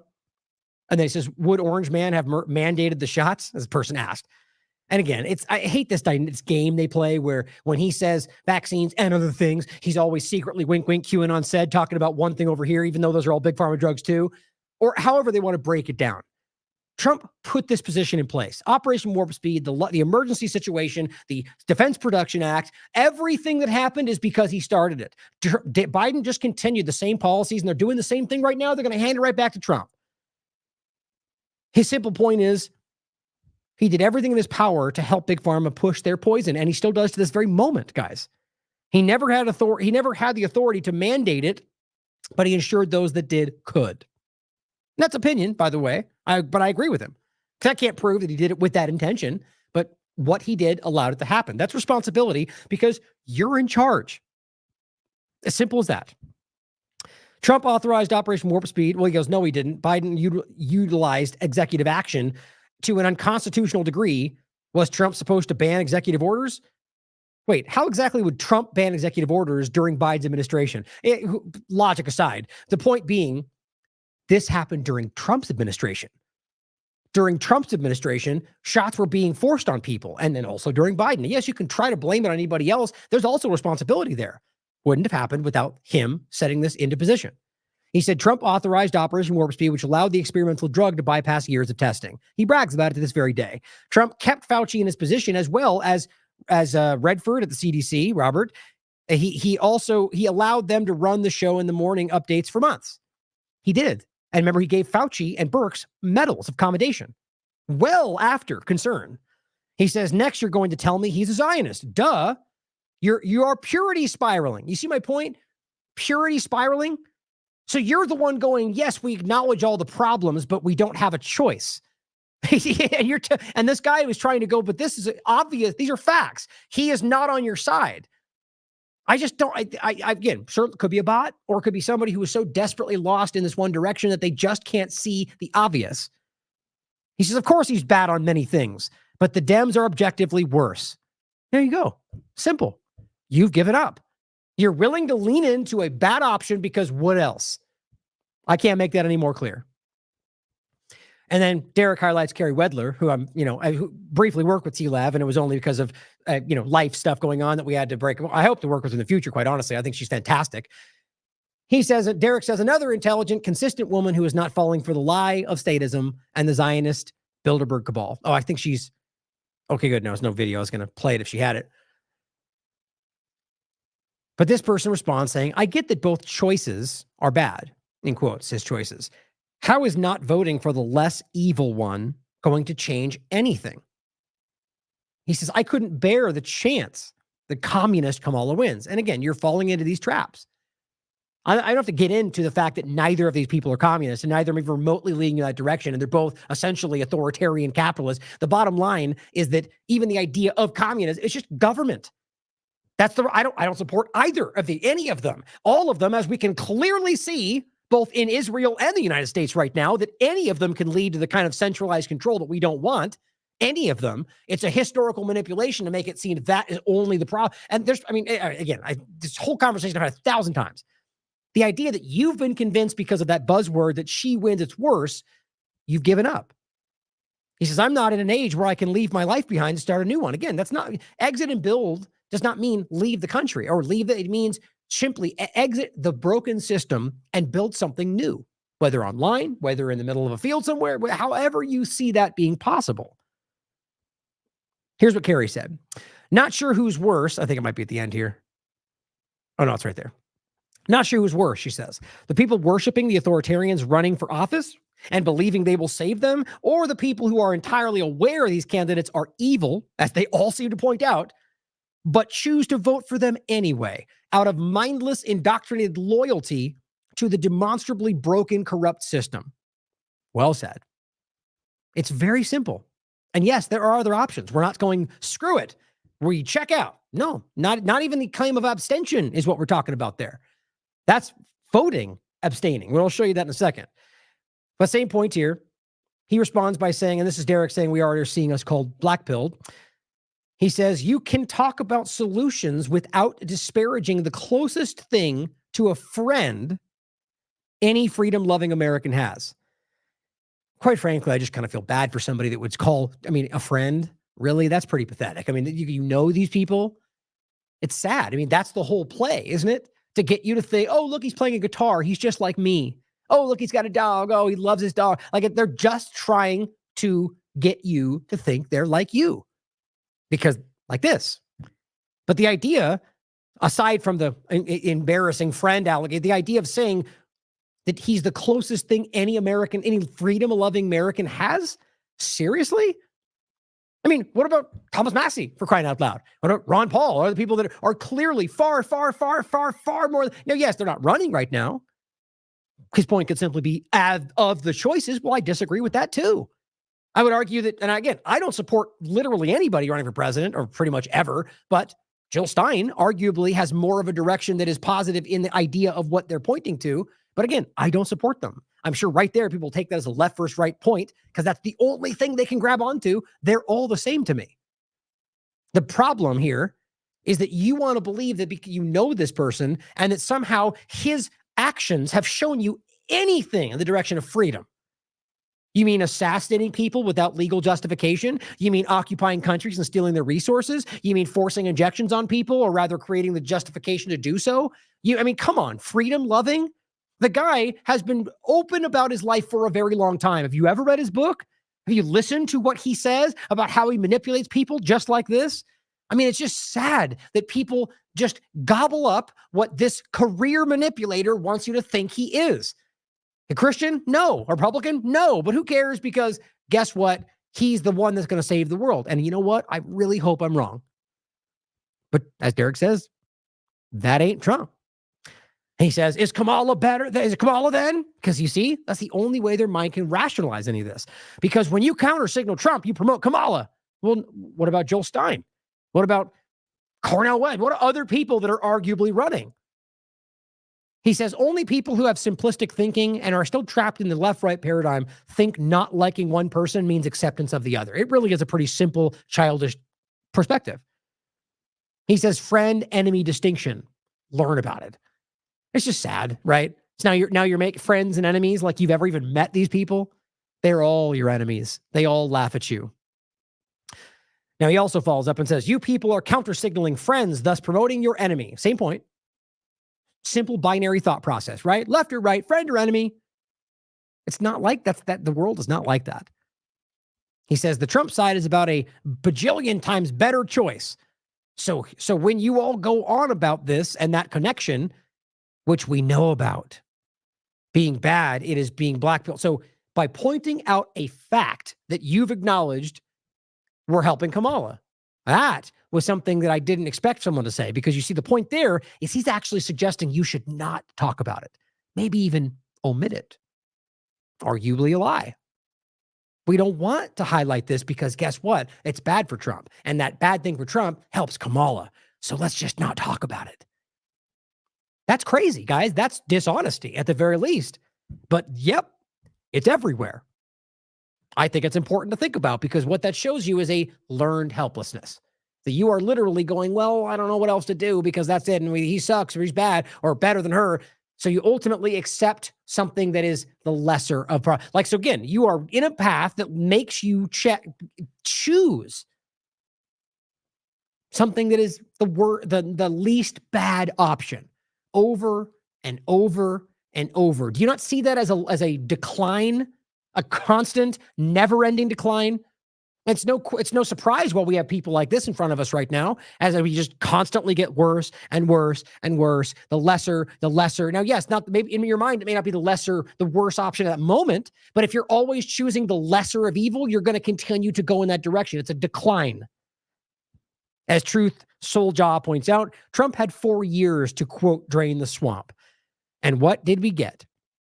Operation Warp Speed, sicko appointments like Pompeo, Haley, Abrams, Bolton. Hopefully, even the Republicans can reflect on how psychopathic those choices are. And by the way, they were the same people when he picked them. Remember all the narrative, enemies closer. I'm sure we'll hear the same nonsense again. He says, now we're supposed to believe that Adelson, Shmuley are backing the white hats. This dream team can't challenge the deep state. CIA equals Mossad. I mean, it's sad that we at least can't consider how concerning this is, that we might be being played again. But as you know, sadly, a lot of people are leaning into this. I was given the joke about Dewey Dorr saying that he drained the swamp and he found his cabinet at the bottom. Well, I guess everyone's just on the Trump train now. Who cares about Vance and all the rest and all the problems, all the overlap, Palantir? We'll get to that. But I guess it's the least bad. So I'm supposed to be the wrong one for pointing out that all of them are hurting your interests. All of them are trying to put you in a technocratic prison. All of them are the ones that we're talking about anyway, of the two we're discussing. Frankly, again, I argue that they're all in that same path. My point is there are options outside of voting that are viable and are far more politically active. But again, if you think that that's not the case, at least consider voting for something that may not be the lesser of evils, but simply what you actually want. And if that's Trump, then that's up to you. Or if that's Biden, or rather Kamala, that's up to you. And I'll support your choice if that's truly what you believe. I just frankly think we can see across the whole spectrum that most people don't. Yeah, we know it's bad, but that's the best we've got. This is what we get right now. And as Whitney pointed out, hold on, I think that was yeah. I guess the same point I read before, simply saying, you know, people that are telling us we should ignore Operation Warp Speed. Here's Robert Malone. Of all people, mind-blowing. For those who continue to obsess over one of the most obvious, I mean, this killed millions of people, guys. Now, you could argue that in this country alone, I mean, bottom line is that this was the basis for a lot of stuff around the world, this push. It killed a lot of people. It paralyzed a lot of people. It will kill a lot more as this goes forward. Are we really? And I mean, really, realistically. Now, to be very clear, obviously, I'm talking about around the world when I say millions. But we're talking about a program that became the basis for a lot of things. You realize other countries began these same directions because of what the U.S. did. If we're pretending that we should never stop talking about that because we're still literally watching people suffer through the side effects of what they're forcing on them. And by the way, he still says it's okay. So it never even ended. Shouldn't we be concerned? Shouldn't, of all people, someone like this who was calling, I can't even understand. I don't know how to take this. To me, it concerns me. It begins to show the lines of something that was never really what it appeared to be. He says, why do you think I took so long to personally endorse Trump? I don't know, because he murdered people. He says, I am almost 65 years now. And one thing I have learned is that perfect is the enemy of good. God damn it. I just don't understand how anybody takes these things as logic. So we shouldn't want perfect because that hurts good. I mean, I understand the logic of the point in some context. We're talking about somebody who put out a program that you criticized for killing people. And we're supposed to go, we're past that now. Let's pay. He's less bad than her, which is what he's saying. So let's go with that. Even though he killed lots of people with this and still pretends it's okay. I mean, I'm really floored. I've never been in a position where I don't even know how to describe how disconcerting all of this is, other than to say that it just shows me it's worse than I thought in the context of who's actually lying to people out there. Not in a general sense. I actually believe that we're having more positive change now than I've ever seen. I genuinely think that. I think the reason this is so chaotic, as I think I said in the beginning, is because more people are seeing and aligning and asking questions. So they're turning up the dial. That's what happens every time. So it may be kind of counterintuitive, but the point is, or not, but not counterintuitive, but maybe confused, or it may not look as it seems. But at the end of the day, they're turning up the volume on the fear because I think people are pulling back more than ever. That's what they always do. And that fear tends to pull people back in line. But he says, make a checklist, think it through. Harris Walls versus Trump Vance, plus RFK, Musk, Gabbard, and question mark. That's it? That's a checklist? I'll make a checklist. They're the same effing thing. They're all doing the same things. They're all, I mean, I'll play it in a second. All right, actually, no, that's not the one I'll play. I don't have the clip I played before, but I'll make a point about this, where they're saying the same points.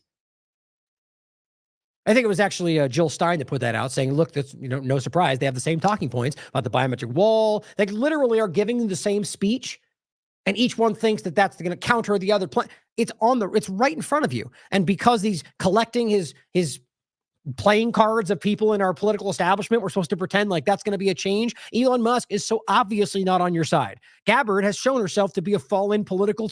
She's done it before. Hillary Clinton, for crying out loud. RFK just went against everything he believed in to lean in with Trump. Well, I mean, it's unreal. And Harris Waltz, they're the same thing. They're all politicians that are blindly supporting Zionism and are actively supporting all of the same ultimate points that are driving us in the technocratic control structure. And I guess it doesn't matter because he's not as bad. He says, get your priorities sorted out, the grown up. Now stop pissing about with stupid trolling. Get to work. Ridiculous. I mean, I'm almost blown away that this is even, kills me. Here's what he said, null imperium, trollery. Why this commitment to a compromise of integrity? Well put, because that's exactly what's happening. Principles, beliefs, ideals, integrity. People are sacrificing these. They are compromising what they believe because they're told that's what adults do. In some cases, that may be the reality, but not when you're doing something. I mean, the bottom line is that's a personal choice. And anytime you're doing it, you are contradicting what you believe in. So if you're going to do that, damn well better be to, it doesn't matter. The point is that in this case, or really, in my opinion, any case, the idea of ignoring what you believe because the other choice is worse, that's lazy.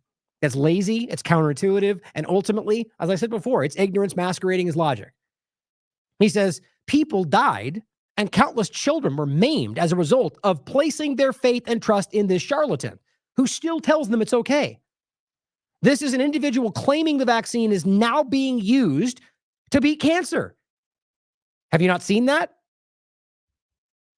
It's right here. The pandemic, and this is from March. No pandemic, no longer the pandemic no longer controls our lives, it says. The vaccines that saved us from COVID are now being used to help beat cancer, turning setback into comeback. That's what it says. You're welcome, Joe. And the point is, that's what Joe Biden was saying, right? So Joe Biden and the rest of them came out and said that. So because he's full of hubris and it's my thing, I'm the one that did that. He says, you're welcome, Joe. 9 months approval time versus 12 years. Yeah, thanks for killing a lot of people that it would have taken you. Oh, wait, that's the wrong one. Hold on. He's got it right here.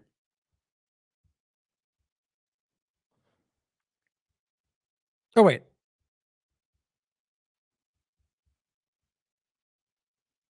Oh, that's crazy. So this has been, okay, just for the record. Oh, never mind. Okay. I was going to say, just to explain, I thought that this had been edited and and I'll show you that it's right there. I even just read it. For a second, I thought I didn't see the cancer part. Anyway, wasting time. The point is, he is saying, you're welcome, Joe. Right? That he says beating cancer with mRNA shots is a positive thing. Why does that not concern people? Why are we not worried about the fact that this is still being leaned into? His response is, you really did not listen to what I wrote or read it. But he says, I read your statement, but chose instead to focus on the lives lost as a result of the former president and his decision to fast track the release of these bioweapons onto our unsuspecting population. His willingness to entertain the advice of Birx and Fauci and even give them medals for it should give everyone pause. Robert was simply saying that you didn't listen. My point was to ignore those things. It's like, no, I chose not to. I chose to care that his actions were criminal from a global sense and has still stood by them. How that's never, you could argue that that is the reality, but I also still want to vote for it. That's fine. That's up for you to decide. But to pretend like it should not be a factor, that's alarming to me. Now, Whitney Webb said, amazing that people who built their alt media careers on calling the COVID vaccine a crime against humanity are now saying that me not wanting to vote for the guy who calls that vaccine one of his greatest achievements means I'm black-pilled, communist, psyop agent. I mean, they're all over the place, guys. And I think what this is showing, at least me, in my opinion, is the people we all thought were doing, the people that were using the COVID momentum to become something bigger in interest of cheating you or lying to you later. I'm not saying I'm pointing at anybody in particular, but my thing here is that I can't believe there's anybody, as she says, who built their entire careers on pointing out the problem, who are now going, push it aside. Trump is more important than his murder. That shows me that they never actually believed what they were saying. That's my opinion. I could be wrong, but here I think it's important to consider the fact a lot of that community is now just dumping all this into a very problematic direction that is overlapped with all of the same problems. Now, this was just one I thought was interesting. This guy just says, but Trump's not even MAGA. What? I don't even know what's going on anymore. These people are changing the reality as it goes. Trump, Make America Great Again was literally Trump's thing, and he says it all the time, but he's not even MAGA. Okay, I don't even know what that means. Or here's not, my point is showing you this. There's a lot of stuff flying around that's just desperate to try to make this make sense. And one of those things is claiming that we're something we're not because people are looking at what we're saying. This is Derek Bros saying people are calling Whitney, Ryan, and I black-pilled because they still believe in the presidential elections are real. Many people, including in the freedom movement, still haven't accepted that government is immoral. We are dealing with fanatical status from the left and the right. This person responds by saying, no, it's because, get this, guys, Whitney and Ryan are paid by some WEF connections. What? We all had a good laugh about that. Are you kidding me? Like, I mean, it's just incredible to see. Let me finish. I'll read what I said too. And he says, I don't know you.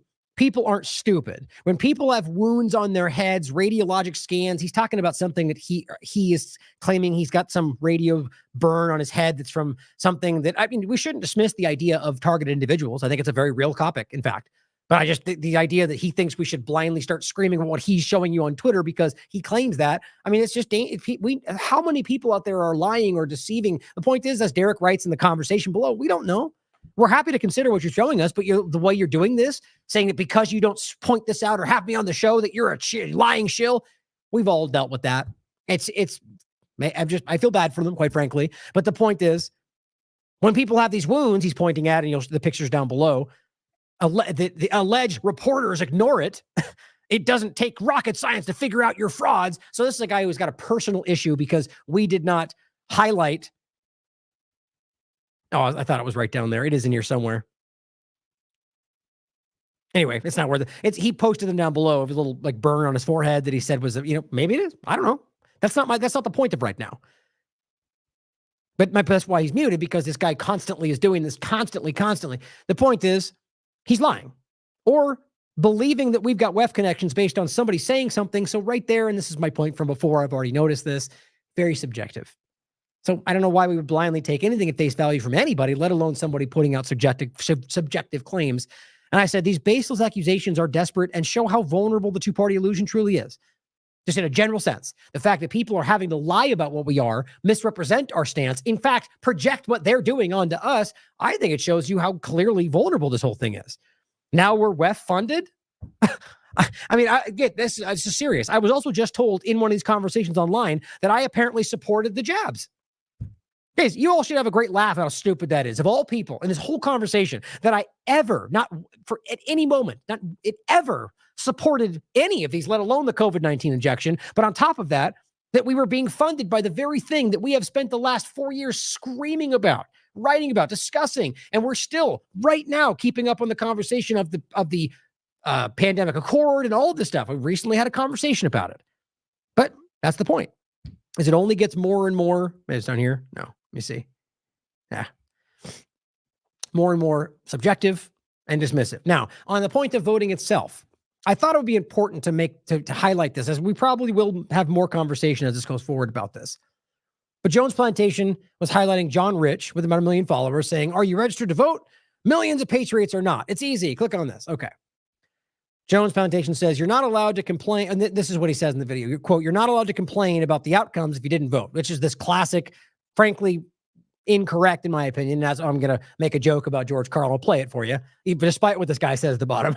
Because in a way, my point, I'll say in a second, George Carlin is using like what we would call black pill today. It's shtick, right? And I honestly, I think he probably believes it to a degree or believed it.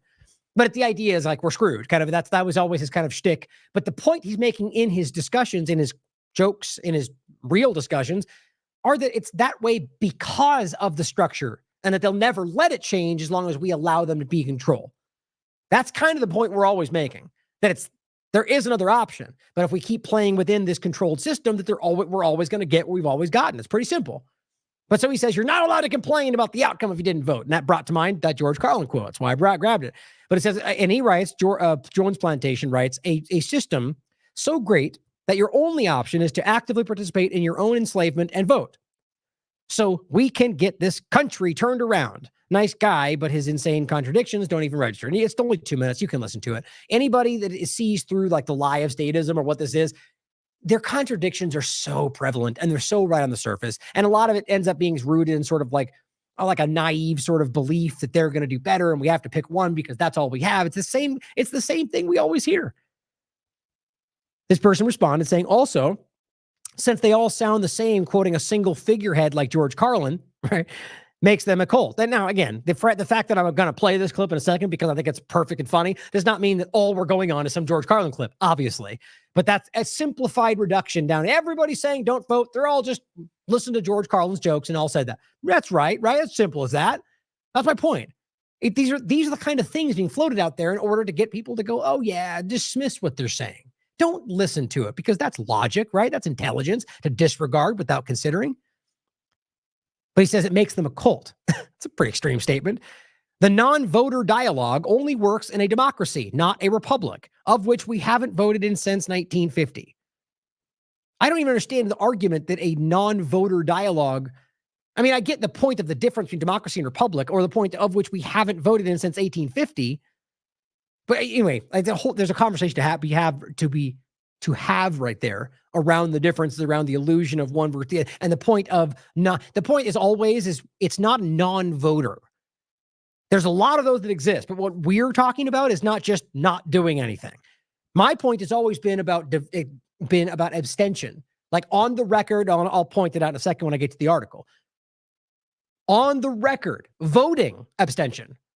Not voting, but voting abstention. That's how it's supposed to work. I've made this point many times. They've stolen that from you. You're supposed to have an option where you can check abstention, and then that goes on the record. And when you get the tallies at the end of the election, it says this many this many that, and this many abstention. That's how any vote is always supposed to work. They don't want you to have the option to protest because that's what it's supposed to mean. They don't want to see 95% of the population abstained because it shows you that they're illegitimate. That's what that shows you. That's why they don't want you to have that option. That's stolen from you. But he says, Jones Plantation responds saying, yes, the non-voter is part of the cult. Like he's joking. Yeah, the non-voter is part of the cult. Got it. Makes perfect sense. Keep telling yourself that. This person says the non-voter doing the same thing over and over. Perfect. Expecting a different result. I don't know how exactly you could frame not doing something as doing the same thing over and over. I mean, it's funny. You know where this is going. He says, you all did that to yourself, LOL, pointing it out shouldn't be wrong. We're getting same results. Maybe if we tried a different version instead of the only two options, we can find common ground. So he's not necessarily disagreeing. He's simply saying that we're all ending up in a similar position. But Jones Plantation says, doing the same thing over and over, expecting a different result. He's like, you realize that's exactly, you described yourself.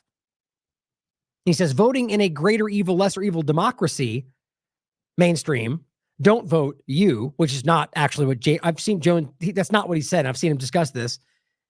I think that's him, if I remember correctly. Well, in any case, the point is that's not what I'm saying.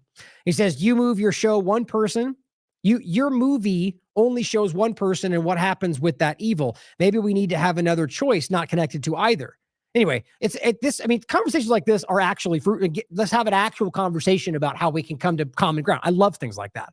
But the point is, to start, about the idea that you're not allowed to complain. Well, I actually think this joke from George Carlin makes more sense than you realize, which is that if you voted, you have no right to complain.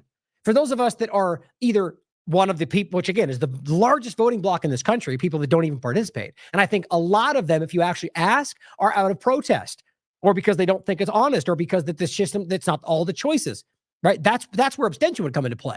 If you gave them that option, they'd probably go in and say, I abstain because you're cheating or you're lying or because whatever. That's why most people have become disillusioned in it, because that's the same old cycle. They know it's a lie. And that's why it shows you already that most Americans see through it. But if you didn't, or rather you voted third party, let's say, or abstained on the record, or just wanted to abstain, the point is you have every right to complain, because you are the ones that made this choice. If you voted for them and then they do all these bad things, well, at the end of the day, you can see that that's ultimately your responsibility. But either of those arguments are more of a joke, quite frankly. At the end of the day, we need to take responsibility for what we're doing and not stop falling into the same trap every time. Now, I really do think, as much as this is funny, now get ready, there is cussing and crude jokes in here, but it also really does kind of bring this to a simple point. And recognizing that none of these people care about you, I think, is an important part of all this. Election day, I stay home. I don't vote. Fuck them. Fuck them. I don't vote. Two reasons I don't vote. First of all, it's meaningless. This country was bought and sold and paid for a long time ago. The shit they shuffle around every 4 years doesn't mean a fucking thing. My opinion is that he very much believed that. Like, if you've ever seen his talk shows, or, where he was, he always kind of was in his jokes because that's who he was. But, there was times where he was very serious. He'd make these points, and he was very intelligent. That's why his comedy, if you want to call it that, it is funny, but it's more of a critique in a very comedic way. He was a very smart man. And my point is, I think he very much believed the ideas of what he was talking about. And again, I would argue that it was more so about the idea that if we keep playing in this broken system, that we're always going to get this, that not so much that we're just screwed, give up, but framing it that way makes it more funny. And, again, maybe he did, maybe he didn't. I think at the end of the day, my opinion is that he didn't, but you guys can decide for yourselves. But it is more funny when you make it the way he's doing it. And secondly, I don't vote because I believe if you vote, you have no right to complain. People like to twist that around. I know. They say, well, if you don't vote, you have no right to complain. But where's the logic in that? If you vote and you elect dishonest, incompetent people, and they get into office and screw everything up, well, you are responsible for what they have done. You caused the problem. You voted them in. You have no right to complain. I, on the other hand, who did not vote, who, in fact, did not even leave the house on election day, am in no way responsible for what these people have done, and have every right to complain as loud as I want about the mess you created that I had nothing to do with. So I know that a little later on this year, you're going to have another one of those really swell presidential elections that you like so much. You'll enjoy yourselves. It'll be a lot of fun. I'm sure as soon as the election is over, your country will improve immediately. As for me, I'll be home on that day doing essentially the same thing as you. The only difference is, when I get finished masturbating, I'm going to have a little something to show for it, folks. Thank you very much. But there's a reason. There's a reason for this. There's a reason education sucks, and it's the same reason that it will never, ever, ever be fixed. It's never going to get any better. Don't look for it. Be happy with what you got. Because the owners of this country don't want that. So that's kind of my point. So to be very clear, if there's ever a better definition of black pill, it's exactly what he just said. That's not what I think, clearly. But my point is showing you this through the context of, which again, I said that before, I believe it's more about making this a funny outline. Ultimately, I do believe, as somebody's pointing out in the chat, he himself got politically motivated for other campaigns. I think he argues, when you listen to him, that there are paths, that this is the problem because we're stuck here. He loves to call out the public, which I think is right. A lot of the people are just mindlessly ignoring the problems because they've been conditioned to, but people just, it's about finding that kind of motivation and not falling into the same stupor every time, right? So I just want to make that clear. As much as this might be counterproductive because people are going to pretend that we're being blackpilled, the point is just to make it clear that his arguments post that point don't just give up, don't matter. But what he's about to say next, I think, is it's funny, but it's also important. I think it's accurate. I'm talking about the real owners now. The real owners, the big wealthy business interests that control things and make all the important decisions. Forget the politicians. The politicians are put there to give you the idea that you have freedom of choice. Mm-hmm. You don't. You have no choice. You have owners. They own you. They own everything. They own all the important land. They own and control the corporations. They've long since bought and paid for the Senate, the Congress, the state houses, the city halls. They got the judges in their back pockets, and they own all the big media companies, so they control just about all of the news and information you get to hear. They got you by the balls. They spend billions of dollars every year lobbying to get what they want. Well, we know what they want. They want more for themselves and less for everybody else. But I'll tell you what they don't want. They don't want a population of citizens capable of critical thinking. They don't want well-informed, well-educated people capable of critical thinking. They're not interested in that. That doesn't help them. That's against their interest. That's right. They don't want people who are smart enough to sit around the kitchen table and figure out how badly they're getting fucked by a system that threw them overboard 30 fucking years ago. They don't want that. You know what they want? They want obedient workers. Obedient workers. People who are just smart enough to run the machines and do the paperwork, and just dumb enough to passively accept all these increasingly shittier jobs with the lower pay, the longer hours, the reduced benefits, the end of overtime, and the vanishing pension that disappears the minute you go to collect it. And now they're coming for your Social Security money. They want your fucking retirement money. They want it back, so they can give it to their criminal friends on Wall Street. And you know something? They'll get it. They'll get it all from you sooner or later, because they own this fucking place. It's a big club, and you ain't in it. You and I are not in the big club. And by the way, it's the same big club they use to beat you over the head with all day long, when they tell you what to believe. All day long, beating you over the head in their media, telling you what to believe, what to think, and what to buy. The table is tilted, folks. The game is rigged. And nobody seems to notice. Nobody seems to care. Good, honest, hard-working people, white collar, blue collar, doesn't matter what color shirt you have on. Good, honest, hard-working people continue. These are people of modest means. Continue to elect these rich cocksuckers who don't give a fuck about them. They don't give a fuck about you. They don't give a fuck about you. They don't care about you at all. At all. At all. Man, you know? And nobody seems to notice, nobody seems to care. That's what the owners count on, the fact that Americans will probably remain willfully ignorant. Exactly.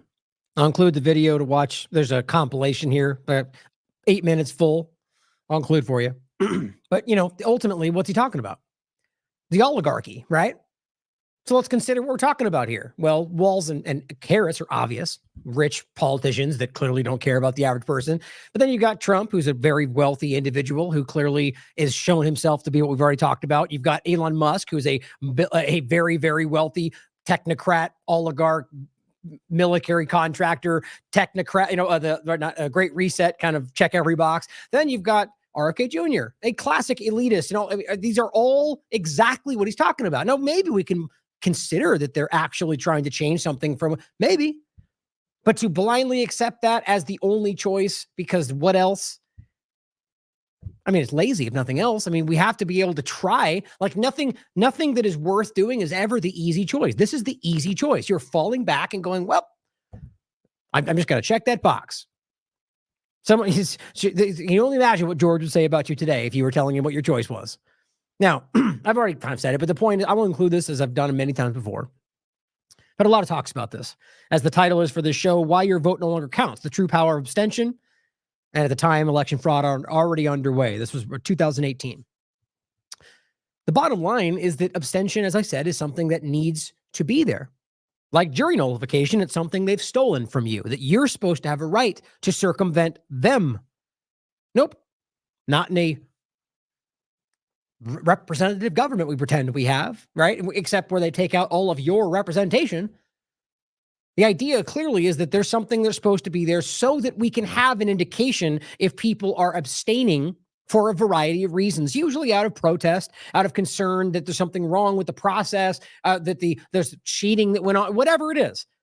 That number shows you a diversion. People that are saying we are, you know, there's the normal choices. We're choosing abstention because we think that there's something amiss here, that other people then looking at the process can go, okay, clearly most Americans don't agree with the choices. They don't want that for obvious reasons.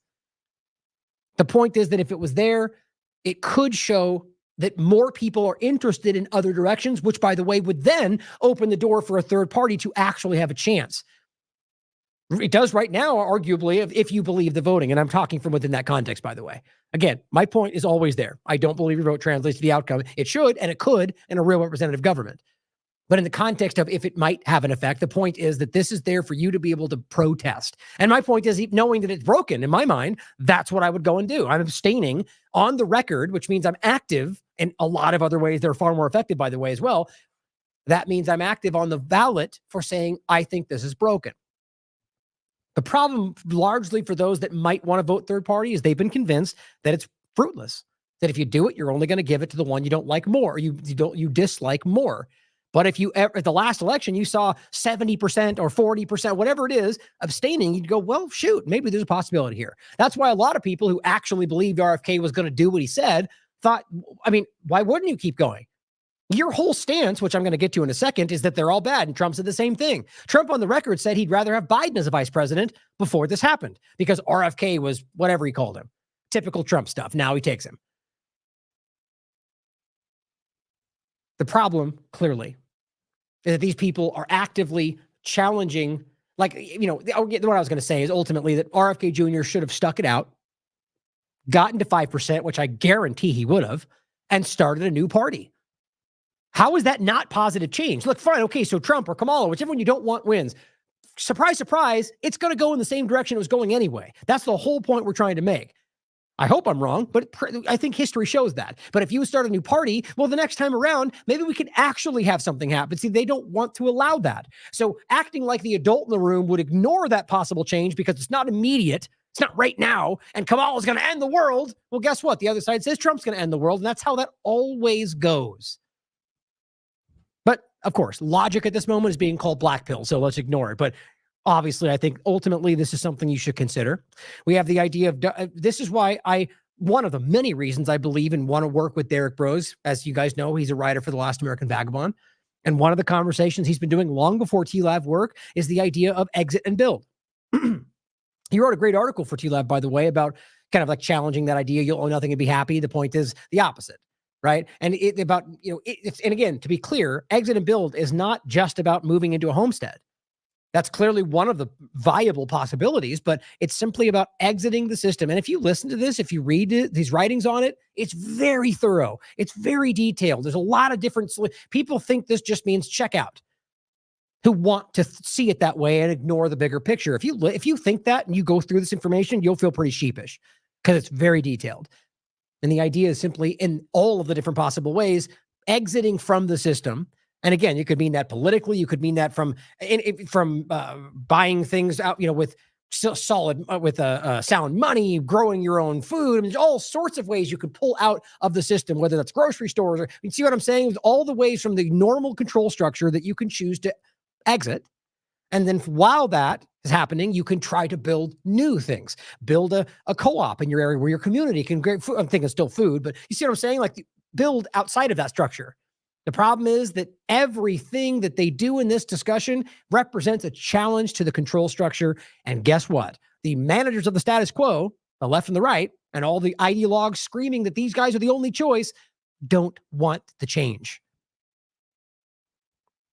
Now, I'm going to play some important discussions from Larkin Rose here. Now, I really, really hope, as I just said in the beginning of the show, I've recently just invited him on. I think sometime next month, we're going to be having him on the show. Yeah, I'm waiting. He's going to respond and give me the exact day. And his conversation, and I'm going to include this it's like 10 hours, but it's just an audio reading of his book, which I have here in the office, The Most Dangerous Superstition.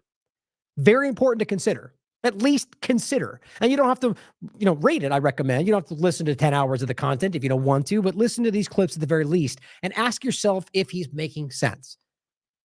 Stand back objectively and consider his opinion. Don't come at this from the idea that this is a black pill guy trying to confuse you. Consider that as one of the possibilities. Be objective, but actually listen to this with an open mind. And you tell me this does not make sense. You could still go with, but I disagree at the end of the day. As much as it still makes sense, I think this is the right choice. But if you listen to this, plant these ideas in your mind, you will begin to recognize the outlines of this everywhere. The reality that the system itself is inherently contradictory. The idea that choosing to acknowledge or pretend or living in the fantasy that somehow this grouping of powerful elitists get to decide what you're not allowed to do, or just at this point, regardless of the Constitution, and then use violence to tell when you do, because you did the wrong thing. Now, in some cases, we've convinced ourselves, like drug use, that that's just in bad. Well, it's about liberty and freedom at its core. And aren't we dealing with cannabis, for example? We're realizing that this was always a larger manipulation. And so that is one of the obvious points of the largest, most dangerous superstition, with it ultimately pretending they have that authority over your life is an illusion. But it's so difficult for some people to wrap their mind around this. That's why my point from before, I usually say that I'm against all government, but people really aren't ready for that yet. I'm seeing an opening here to a degree for people to at least begin considering that there are other paths outside of this kind of structure. Germ Warfare shared this. Larkin Rose on the most dangerous superstition. He argues that belief in government authority leads to mass violence. I mean, that's quite obvious. Look at the world.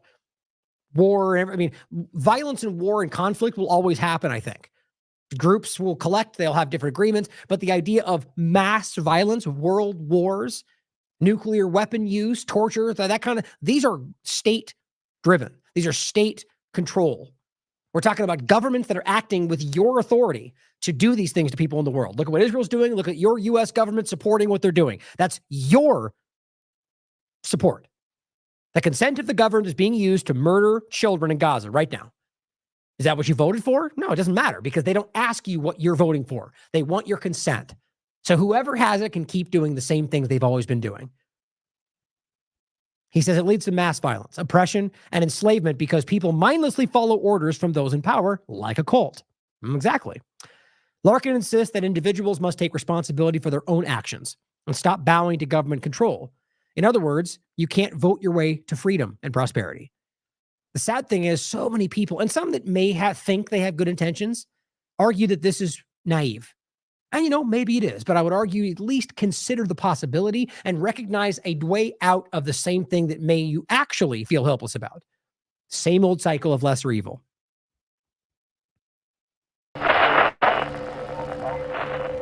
Almost everybody I talked to wanted more government than I wanted. I would argue with them and feel like, I totally won that argument. But I would notice contradictions in my own belief system. I basically whittled down the government I believed in until I realized to be legitimate and moral and righteous and something that should exist, it isn't government anymore. It's just people doing what people have the right to do. So I sort of accidentally fell backwards into being an anarchist. It literally means rule by no one, not having a ruling class. We act like grown-ups. And it sounds like, well, you must not believe in right and wrong. It really is the exact opposite.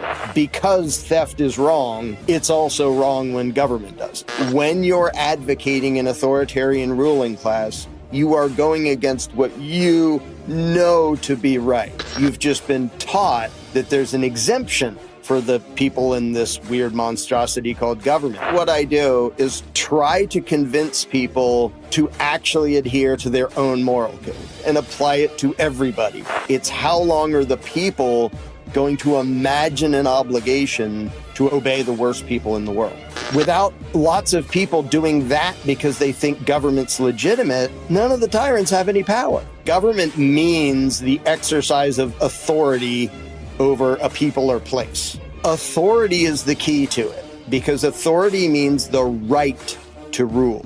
The concept of the right to rule, that is the heart, and that's what the most dangerous superstition is. Now, important to point out, doesn't that sound a little bit like, vassal states and lord ruler? Like this is what Matt Ehret and I have talked about in the past, that ultimately we never really changed. And we came from a time where there were, what are the term they use for that? A ruler, that divine right. They believe they have the divine right to rule. Well, remove divine, it's the same thing. So at the end of the day, in the past, we were told, they're godly, or whatever, they were divine, their bloodline is supposed to be ruling everything, right? And people bowed to that.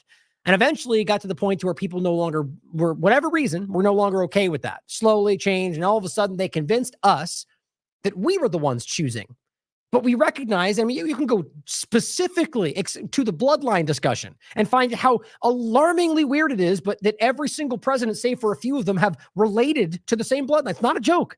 Every time people bring that up, people dismiss that as fake. It's easy to look up. It's a very interesting conversation. Trump and Clinton were cousins. The point is, you can show on the stage of Trump and Clinton, the only two people that were related were Trump and Clinton, and look at who ended up being possible choices. I guarantee we'll see the same thing, and I'll make the same point then.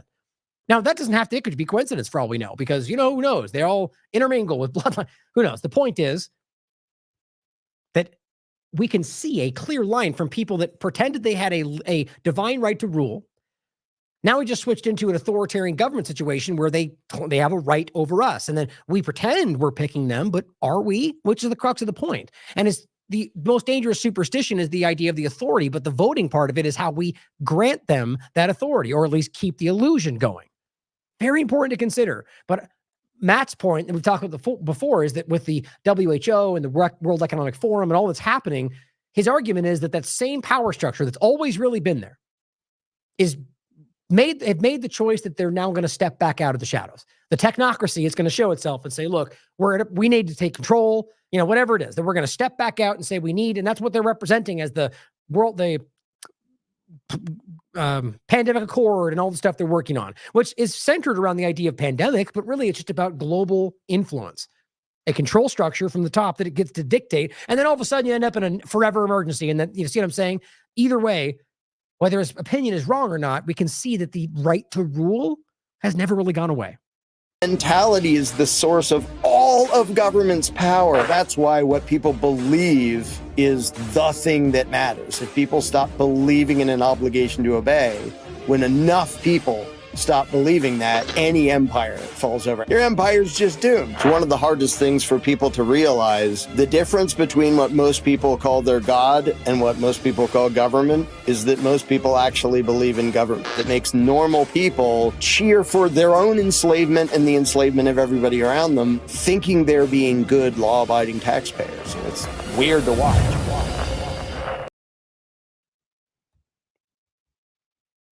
Here's another one. This one is from Jones Plantation, we referenced earlier. Another shorter clip. But the best things to see in this conversation are more long form, because he lays this out in such a great way. These are just because, in general, for time, and just get you to get on this path and consider what he's saying, read the book in general. But ultimately, if you really want to understand what he has to say, you got to sit down and listen to him and listen to his long form. That's the point. Most of these things are not easily summed up in quick little sound bites, which is the way all the world works today. There's a reason for that. He said this is the Jones Plantation frames this as: the government is not corrupt. Government in its current form is corruption. It is organized crime disguised as public service. There is no voting solution. Reading Whitney's books and so on, you can see that there's a very clear point there around why we're just dealing with a criminal organization who's convinced us that we're choosing them. As always, by way of coercion and violence. When they write a law, they're saying you must do this or you may not do that, and here are the nasty things we're going to do to you if we catch you disobeying us. They don't recognize that they've been taught to hallucinate an exception when it comes to law. So people imagine themselves to be peaceful and pro-peace and pro-everybody getting along, and yet the vast majority of people still vote for a big authoritarian monstrosity to rob all their neighbors. And so a lot of what I've focused on is trying to get them to see they are being tricked into cheering for things that go against what they really believe in and who they really are. Yep. Simple. Just a thought points out, Americans don't vote based on their principles. Now, what I would argue is most, right? Or rather, that because of the broken system that they're forced or convinced that they're not supposed to or can't. But in any case, what we're seeing right now is that almost everyone we're seeing talking about this are not voting based on principles. They're voting based on their fears. That's self-evident. That's exactly what's happening. That's the only main point that matters. We're not even talking about policy, really. We're just saying she's worse, he's worse. It is an emotional act, not a rational one, which I've talked about so many times over the years. It's about emotions, because when you're emotional, you don't think clearly. You're not thinking with logic. We've all been in that position where you react emotionally because you hear something that wasn't true. And then you later come to your senses. You go, okay, I'm sorry, I overreacted. I wasn't in my... Why? Because emotions took over. Your government knows this. They keep you in a position of constant fear, constant concern, because that is easier to manipulate. They use fears and worry and concern and look at this date, look at what happened to the children. Oh my God. And they constantly get you in a position where you fall to things that don't really line up. They don't really add up. She says, a population so terrified. Oh, and she says, and that's exactly what the ruling class wants, as I said. A population so terrified that they forego logic, critical thinking, and self-preservation. In their desperation, they place their trust in predators. They ignore the red flags, the lies, and the obvious. They ignore history and reality itself. Their fear solidifies their fate. They willingly hand their power to their oppressors. They defend their oppressors. They empathize with them. They believe they are their saviors. The point is, this is what Caitlin Johnstone talks about, the cycle of abuse, like an abused wife, right? You defend it, you ignore it. And the point is, eventually you come through it. This is what we're dealing with. We're in an abusive relationship with our government. It says that, but the powerful exist based on a farce. They maintain their dominance with lies, propaganda, and manipulation. Nothing about their power is real. Once enough of us recognize this and stop consenting to this charade, they will lose that power and we will gain it. Once we recognize this, there will be no stopping us. We are far too many. Now, the point is right there. I think at the core, without acknowledging it, that scares some of these people. The truth, a lot of people make this point over the years. A lot of people want subjugation. A lot of people just want to be told what to do. And that could be as a byproduct of being put in this position for so many generations. But some people just are easier. Just tell me what I'm supposed to do. The idea that somehow that you might gain responsibility over your life, I think that scares some people. So it's one part of this to consider as well. Now, we've talked about recently on the 12th of August, the rise of partisan psychological warfare. It's a very real aspect of this, which both applies to the idea of the partisan manipulation, but just of dealing with, like fifth generation warfare aspects of this, which I'll point out more in a second. I want to include that because we're going to talk about this if you want to dive more into that. But this is what's interesting to me, and this comes to the partisan manipulation aspect. So first, I didn't grab this one. Hold on. This is a great clip made by Decensored News. And as I asked, so the question is, which RFK Jr. is telling the truth? This is RFK Jr. is now suggesting that Trump is going to protect American freedoms, get us out of the wars. But before that, RFK Jr. was saying that Trump wasn't going to do those things. Now, of course, obviously he could have changed his mind, but I don't think anybody truly believes that's what ultimately happened. The same thing happens with Bernie endorses Clinton or Gabbard endorses. They've all moments ago were saying she was the biggest villain in the world, and then all of a sudden they endorse her because she's the best chance. That's crazy. That's schizophrenic. So this clip is about RFK Jr., who just joined this person saying that this person was going to be the worst thing we could do, or rather that either of them would be the worst thing we could possibly do. I find that to be pretty crazy. So here we go, is RFK Jr. versus RFK Jr. Presidential debate left no doubt that neither President Trump nor President Biden is prepared to unify our nation. In fact, their rhetoric and their actions will only divide us further. So just to be clear, Trump's rhetoric and actions have not changed since RFK joined the campaign, despite what people are trying to project. Trump is the same person. He's saying the same things, other than here's what RFK brought to the table, and we're going to do the health thing, whatever. He's the same person doing the same things. You can listen to him in his interviews. So this idea that somehow he's no longer going to do that or his rhetoric won't divide is just simply not true. Either RFK lied about it there or he's lying about it here. Simple as that. The heart-wrenching decision to suspend my campaign and to support President Trump. If an establishment Democrat wins, or if Donald Trump wins, the cold civil war is only going to intensify. Wow. We're going to get more of the same, more division, more poverty, more debt. So are we really going to tell ourselves that he just goes and talks and Trump's like, I promise I won't do that, and that's good? Or what could you possibly say that would change an opinion like that, that's so rooted in his entire history and what he is and what he's doing? You don't have a conversation on the phone that suddenly goes, well, never mind, I don't agree with that. So he's either lying here or he's lying there. That's simple. And all of these crises will only accelerate. Don't you want a president who's going to get us out of the wars and who's going to rebuild the middle class in this country?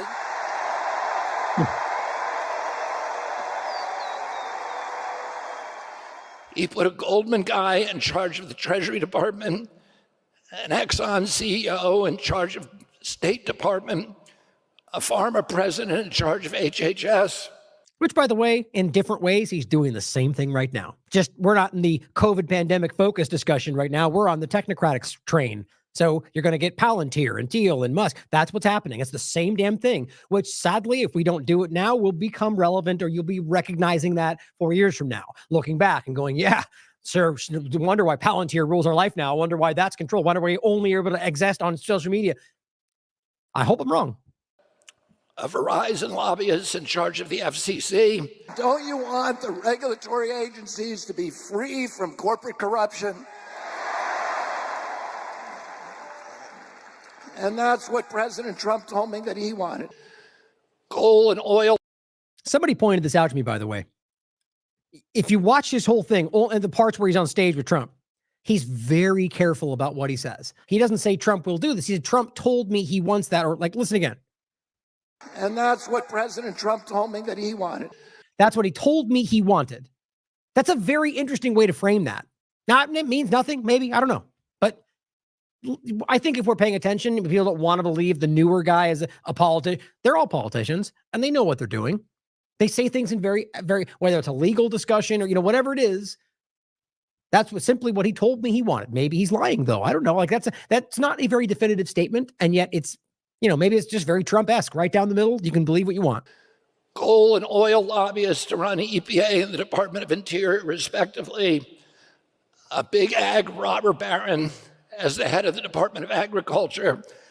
And the neocon militarist John Bolton as National Security Advisor. He also told me that he wanted to end the grip of the neocons on U.S. foreign policy.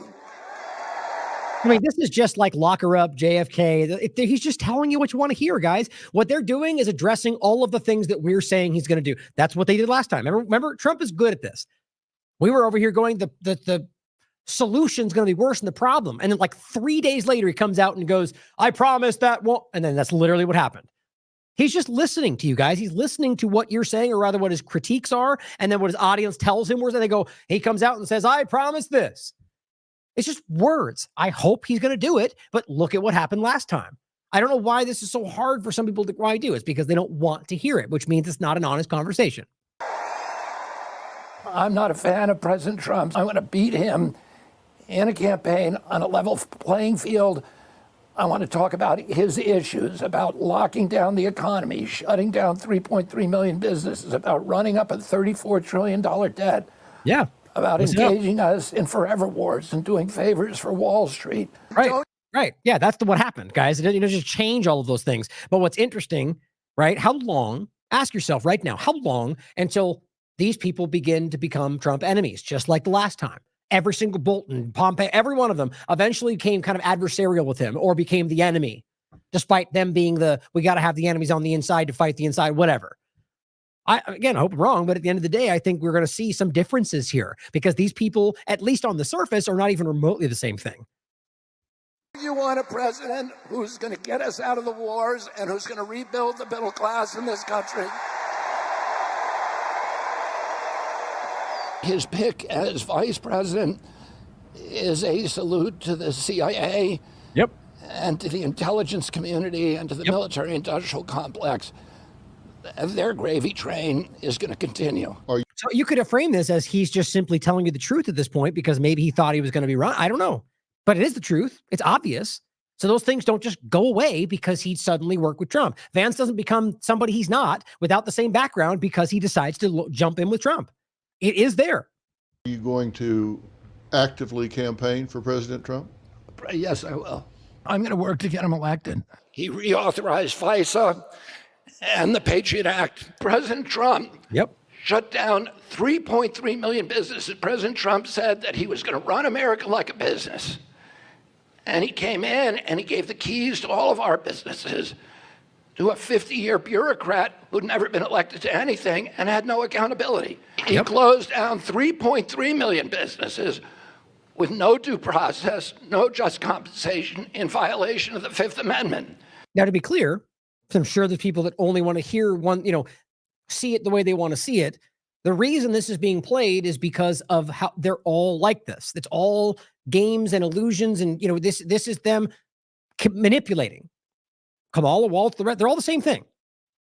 And again, my focus is a little bit more towards Trump, only because I believe it's obvious right now that he's the person being shoved in front of everybody. But if you're asking the question, these are all the same politician, part of the blob, all trying to get you in this, and Coke and Pepsi. Right? It's ultimately still a very dangerous drink that's going to hurt you. They're all doing the same. That's my point. Now, I'm sure people don't agree with that, but at least consider, based on history, actions, statements like this. I mean, just for trying to shake people out of this stupor. And really what I'm speaking to out there is not the people that are going to ignore it no matter what. The team sport politics people don't care. I'm trying to reach the people out there that are being convinced that you're supposed to vote for one of them when you really don't want to. By the way, I had the great interview with Sam Husseini about Vote Pact. That's an obvious potential solution, if you believe the voting translates, to simply team up with somebody on the other side and vote for your third party so the votes don't get taken from the other two. Either way, I'm trying to reach you in the sense that you should truly vote for what you believe. I don't know why anybody should have to convince you of that. Just recognize that you're being manipulated to think you have to settle, that you have to choose evil because that's what an adult would do. No, adults stick to their principles. They believe in something and they follow through. That's what adults do. With the lockdowns, the mask mandates, the travel restrictions, President Trump presided over the greatest restriction on individual liberties this country has ever known. Don't you want a president who's going to protect America's freedoms? Wow. And who is going to protect us against totalitarianism?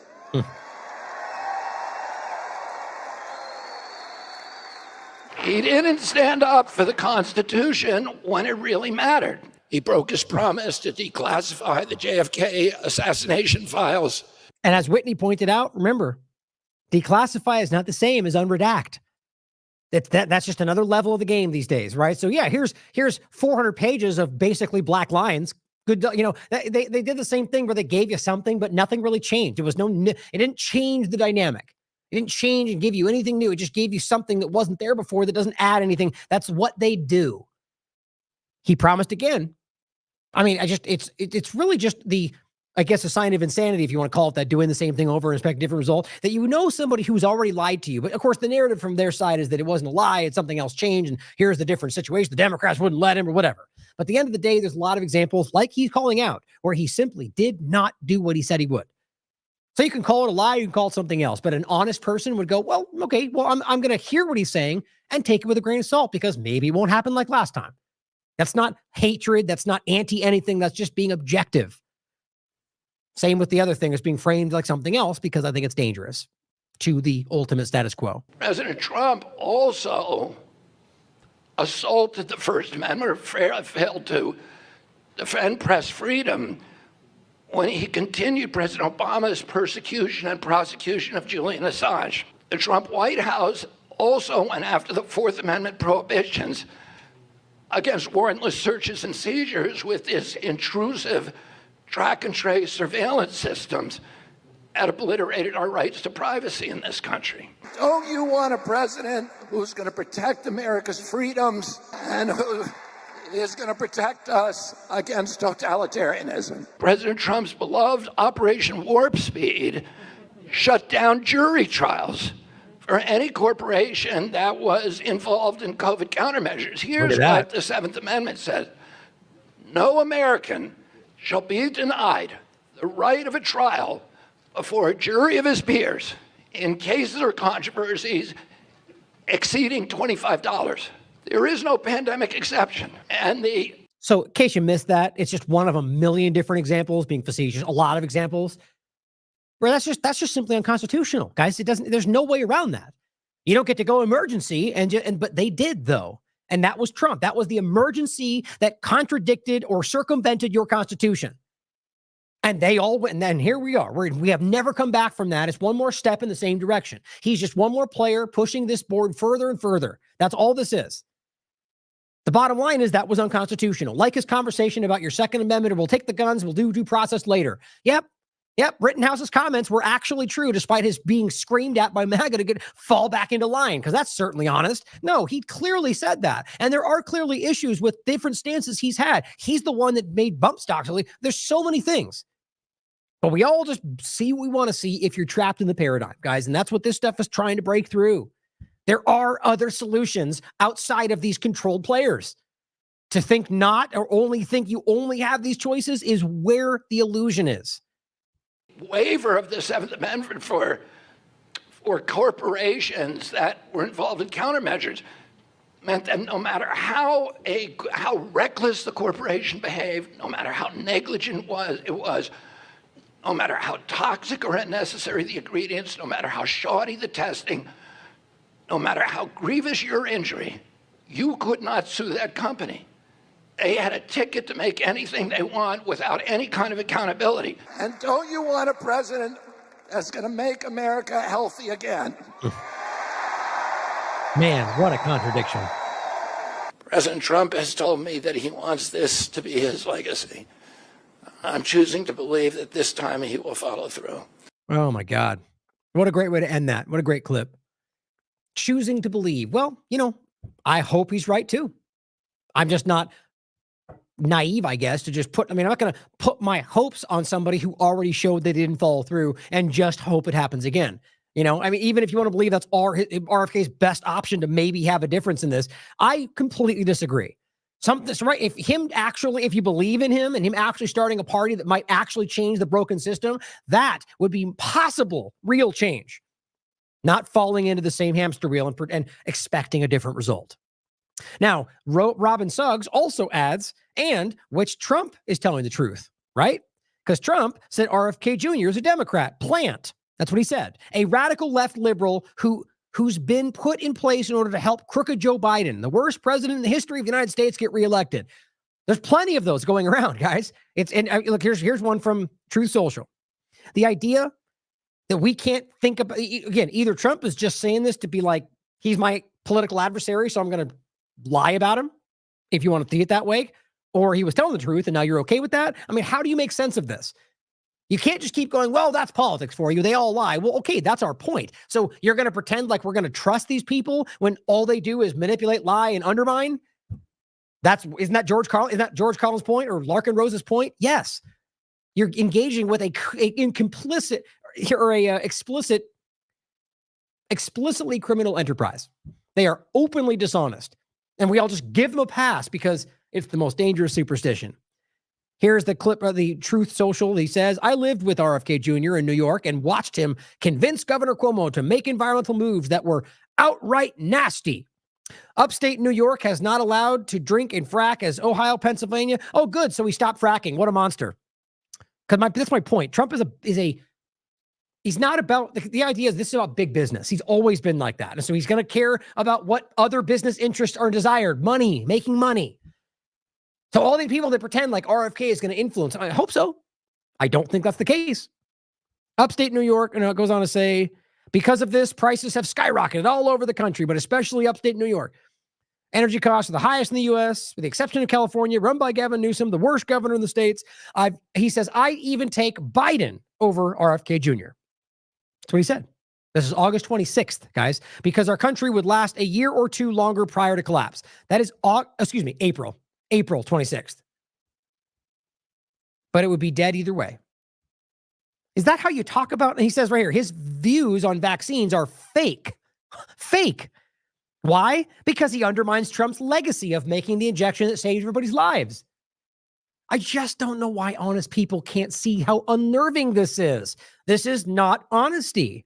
At the very least, you're believing who you think he really is, and this is all the illusion, but then you can tell he's duplicitous. He's lying. He's completely playing. That is simply how this game works. And I think ultimately everybody knows that. It really does concern me how this is being played so openly.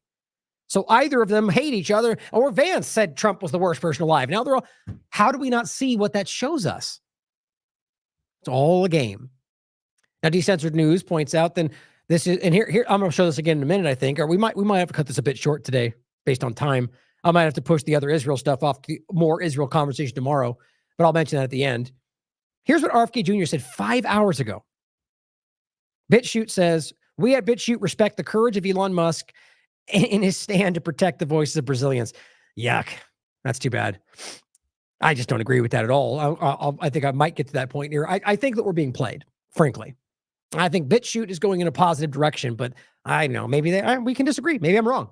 Right? That's always possible. But it says, while X currently cannot provide a voice to all Brazilians silenced now, I frankly think there's more going on there than we think about what's actually happening there. And the overall, I think that what's happening around Brazil is more of a useful tool at the moment.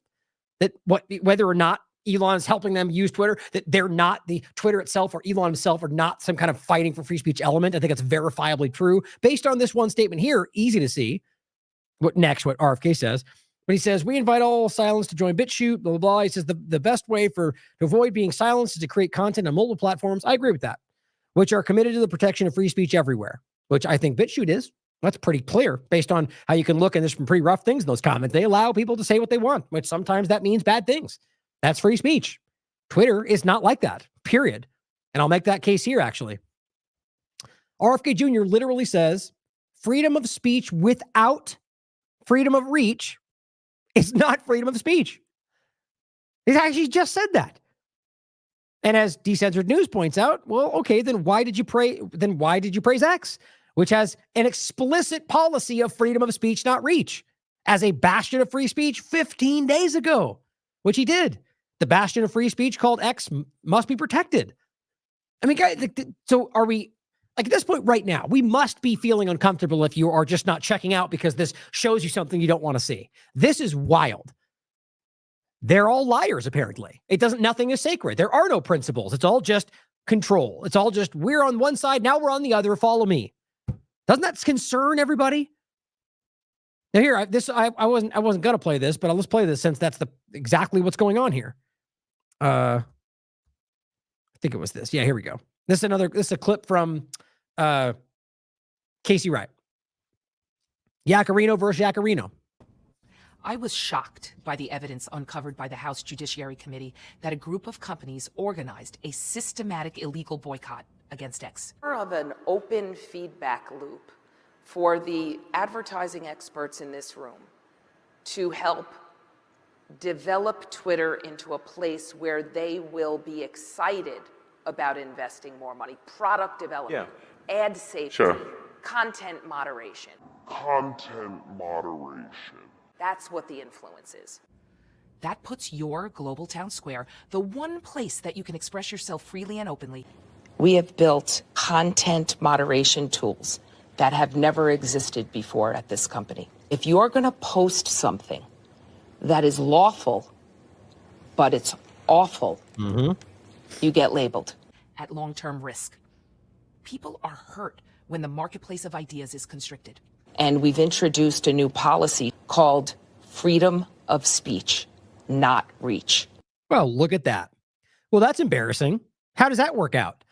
Right? Because let's realize Elon has now at least been put forward as a potential position in Trump's administration.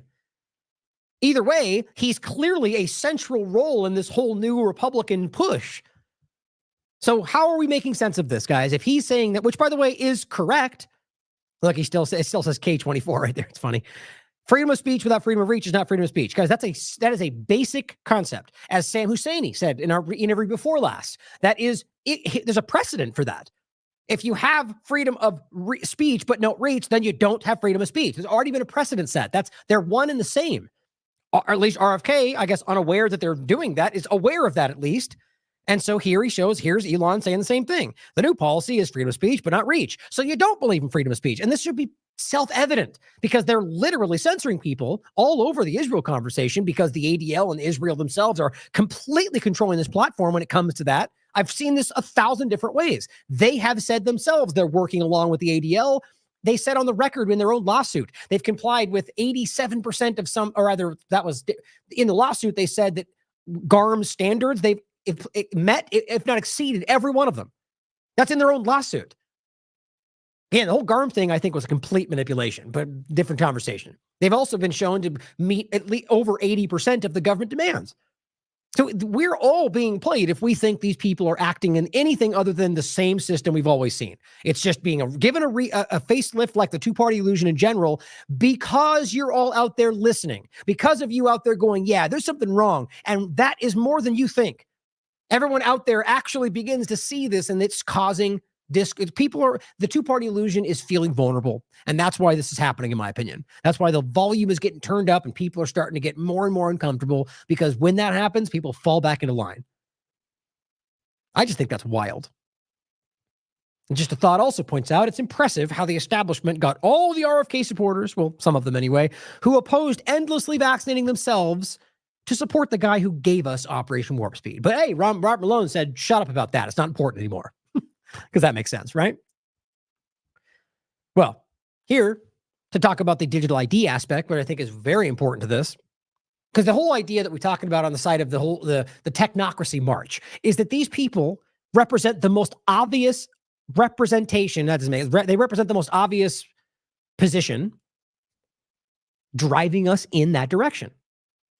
At the very least, out of the two people we're being presented with right now, unquestionably.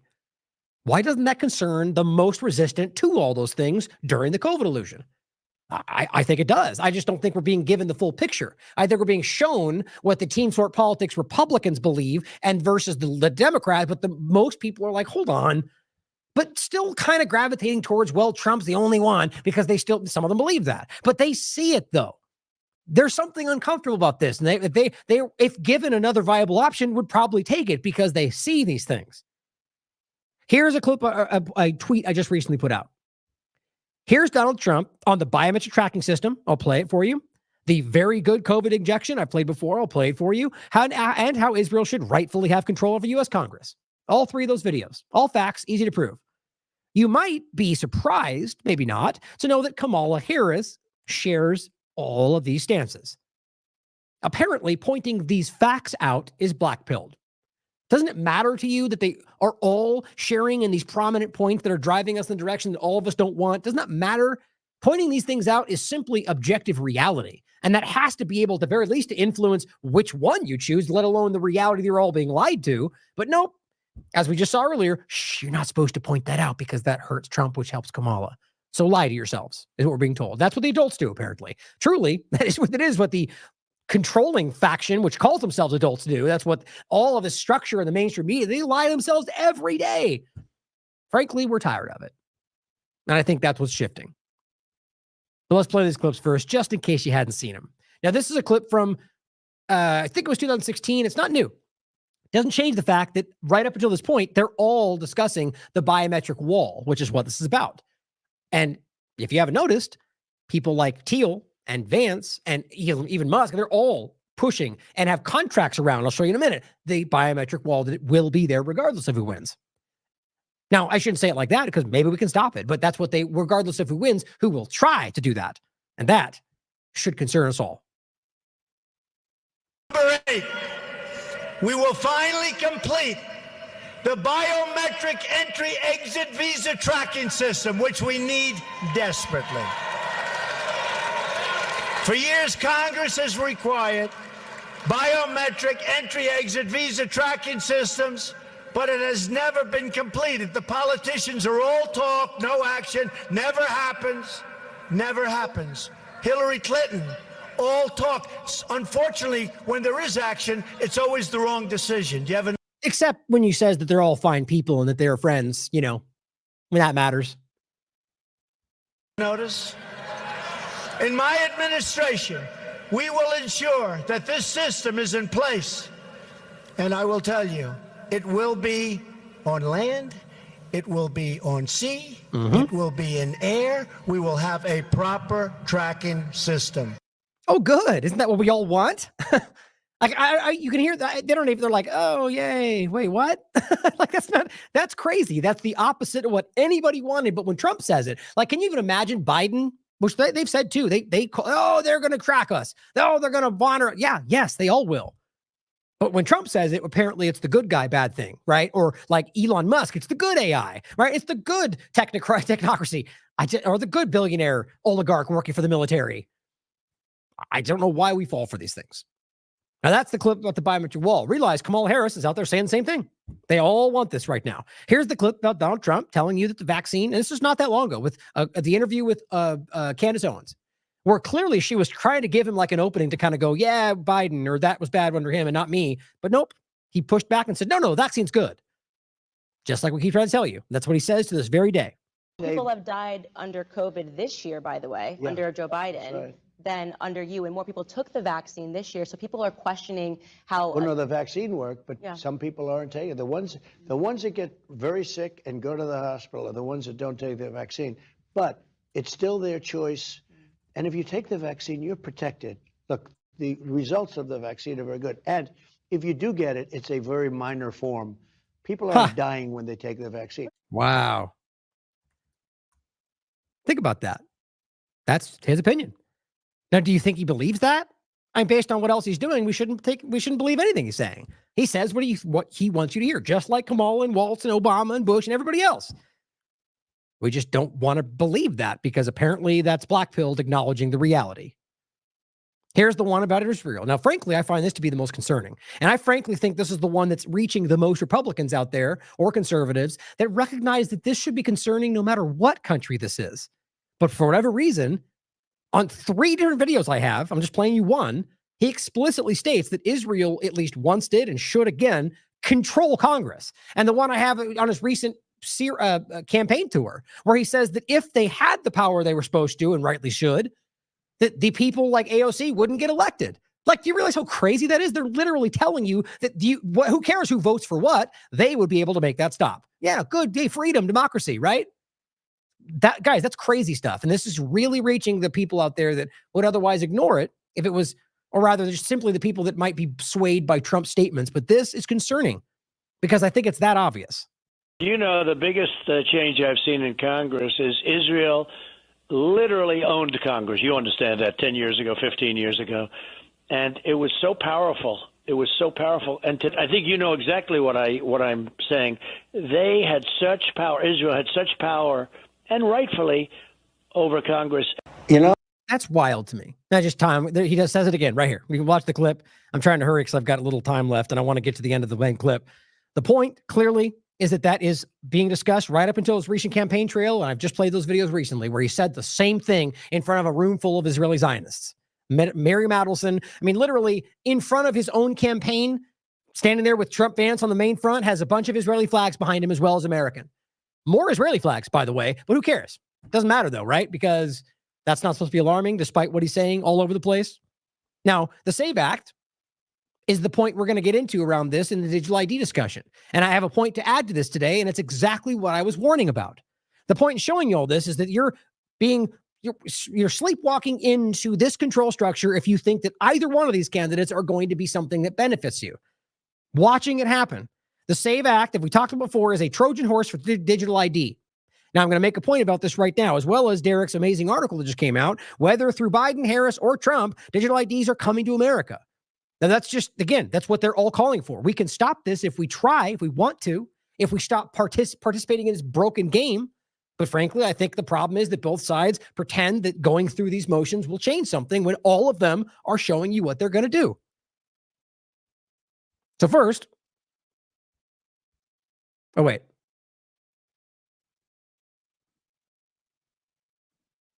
I forget if, shoot, I'm trying to remember if I went through this. Hold on. Okay, we'll read this first. Now, I just want to make sure if I want to make this point first or not. And this was about the SAVE. I'm just going to move this over then, so I don't forget. The point is that this is, I'll just set you up for this. So I'm going to go through the article. It's important because it builds into this. The point that I've been saying about this, remember, is that in the SAVE Act, it was about real ID compliant. Now I remember. That's why I did the other one first. Real ID compliant identification. Now, yes, there was the option for, let's say, birth certificate and other options. The point made right now is that most people right now don't even have access to some of the things they were offering. And period, the point is, it's about what comes next. So they get you in a position where you've accepted this legislation that says you have to have Real ID compliant, which, by the way, is digital identification. That's what Real ID and ID 2020 was about. I went over it in the show explicitly. And then once we go through what's happening right now with the mobile driver's license direction, and all of a sudden you're put in a position where you're only allowed to use the digital aspects on your phone, well, guess what? Now that very legislation put out by Republicans, you basically have to use real ID compliant identification, which is exactly what I predicted. It's all coming together. So that means that all you have to be able to vote is a digital identification. By the way, even Republicans out there call this stuff out. We all see it. So they're driving you into this using your fears of partisan topics like illegal immigration, which we should care about. We should care if people are voting who don't have a citizenship. Of course we should. But we don't need digital IDs to do that. You're being played in every one of these dangles. Catherine Austin Fitts has been talking about the same thing. Don't let the Republicans trick conservatives into the control structure. So we'll come back to that. Let's talk about the general point about digital IDs, which is really the same conversation. So Derek's article just came out. Very important. Whether through Biden, Harris, or Trump, digital IDs are coming. Thank you, by the way, whoever suggested that I do this and take these screenshots, because otherwise, every time these things go away for the podcast, just my highlighting, that saves me. But here's what it says. A recently leaked draft of an executive order shows the Biden administration is considering expanding the required use of digital IDs to fight fraud. That's the narrative they're using. Well, all these different frauds, and I'll save that point for a second as it relates to this COVID point I'll make in a minute. But the idea of saying that people are, manipulating the system. Well, we got to have digital IDs because that'll stop it. No, it won't actually, but that's their narrative versus immigration for Trump. Similar moves are made by President Trump under the guise of illegal immigration, as we've talked about a lot, whether it's the border, whether it's the voting aspect now in regard to immigrants coming through, right? And let's not forget how all of this works. And I'll make that point in a second.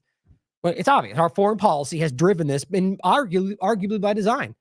Or on top of it, we have Israel very clearly manufacturing some of these problems. But it says the draft, viewed by notice of the group that was covering it, calls for federal and state governments to accelerate the adoption of so-called mobile driver's licenses. Quote, it is the policy of the executive branch to strongly encourage the use of digital identity documents. You see, not just driver's license, but digital identity documents. So they begin it as a whatever the acronym is, the DML or digital driver's license, or I forget what the acronym is. I think it was DML for some reason, mobile license, something like that. The point is that they're talking about documents in general. So the moment they start this, they say, hey, take this app, or maybe it's needed for certain governmental processes. That's what this is actually about. That's what they'll say in the article. That's what they say when their discussions about it that Derek covers. And what the point is, then they go, well, here, now you have to use it for everything. Social security card, birth certificate. It's right on the surface. So once they make that move, and let's say we blame it on Biden, because that's what will happen. They're all doing it.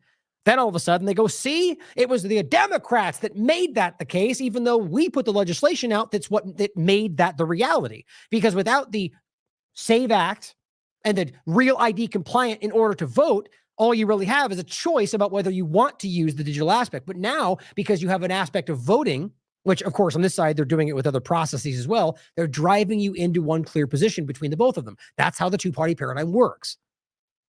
Now, I'll come back to it. Now it says, according to a guide to digital driver's licenses, users will open the chosen app, scan the front back of their physical license, and then verify their identity with a selfie, of course, biometric data. Once verified, the user can begin using their digital ID app as they would a physical card.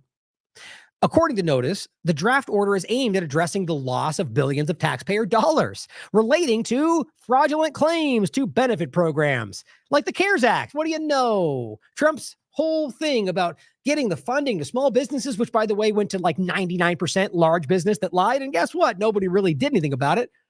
And I told you that was going to happen because it happens every time. So the problem is they literally made that thing happen. And now, I'm not even sure if they're pointing at that explicitly, but my point is, there's your problem, reaction, solution. Look, we need digital IDs because every time we do some kind of a program, everybody lies about it.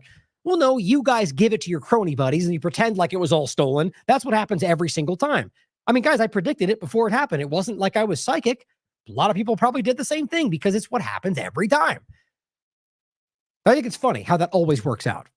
But it says adopt a single government-run identity system. That's the whole point of this. Not just here's a convenient app for your mobile license because it's so cumbersome to carry that physical thing that's smaller than your phone. That makes a lot of sense, right?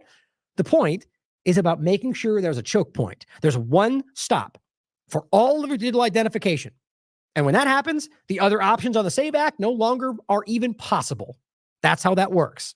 If adopted, this system would fundamentally change how Americans prove their identity online, file their taxes, access certain websites and services.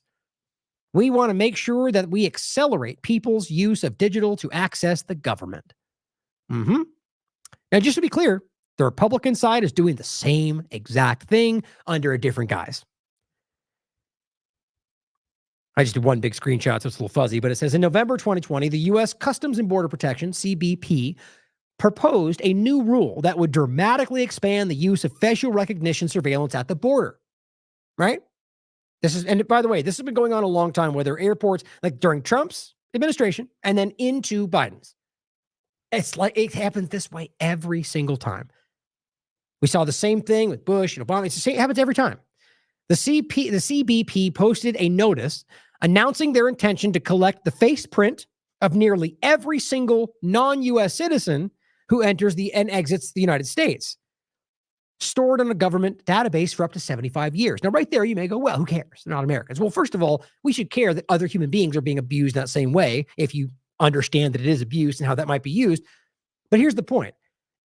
This 2020 effort was a continuation of policies set forth by the CBP under the Trump administration. And in 2017, where actually the push truly began, the CBP announced plans to scan the faces of all flyers exiting the United States. Everybody. So the point is, I think this is an overlap of something where they put it out as all non-U.S. citizens, but guess what? They take everybody's just to be safe. That's what this is. And they store them all for 75 years. But we only care about the non-citizens. Oh, so we're told. It's always like that. We'll take all your COVID data, but don't worry, we won't use it anywhere or under the guise of COVID. And guess what? France and everybody else got caught like everybody did, sold it to somebody. Yep, that's how this works. They get caught lying and no one does anything about it. That is about biometric information and about, argue, Americans in particular. The CBP envisions a system where airports install cameras at boarding gates, which, by the way, that's what's happening today. We already know that, to take pictures of all passengers leaving and entering the country. All of them. The pictures will have facial recognition software applied to them. Biden himself continued on Trump's surveillance state path as part of his own immigration plan, even under immigration, by the way. In late February 2021, the Last American Vagabond reported that more than 40 privacy, immigrant rights, and civil liberties organizations called on the Biden administration to abandon a bill which would extend the Trump administration's border policy, particularly the ongoing creation of a virtual or biometric wall. They're both driving it forward. And these people were they didn't want it. They didn't want it under Trump. They didn't want it under him. And then they're just rights groups, individuals. The letter notes that the increase in surveillance technology that they put out about this at parts of entry is, quote, concerning, particularly because of increased biometric collection, which most prominently includes expanded facial recognition and DNA collection. Why are we not concerned about this? The organizations behind the letter were also critical. And by the way, as always, guys, there's links to everything in here. You can see on here without the highlighting, every claim he's making here is linked to what we're talking about, whether it's government, whatever. It's linked so you can verify it as always. That's what we do. It says the organizations behind this letter were also critical of key companies, and this is very important, awarded federal contracts to develop virtual wall technology. Can you guess which ones those are? They have financial ties to Trump, of course, and are also involved in created police surveillance tools. Whitney's talked a lot about those tools, pre-crime, all sorts of invasive stuff.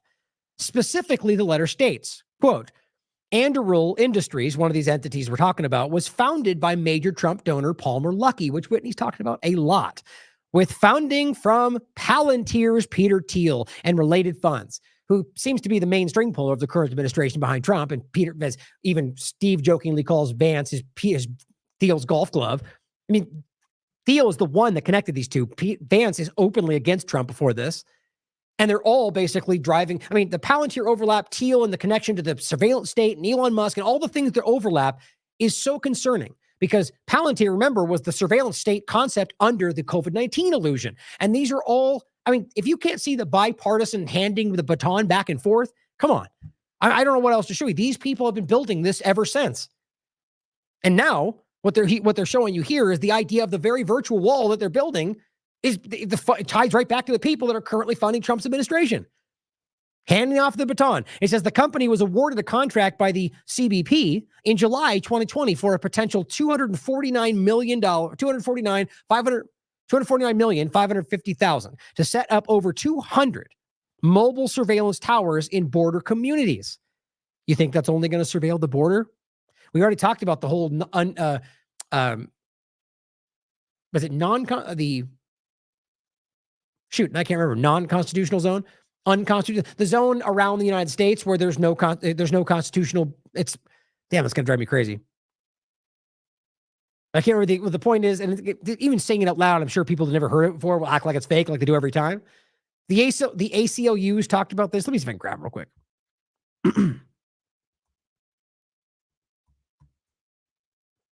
There it is. Look, it's right there. The 100-mile border zone. That's not even the best one.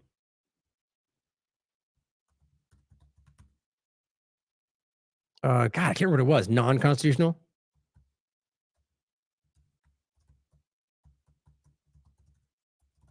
Let's see if that pops up.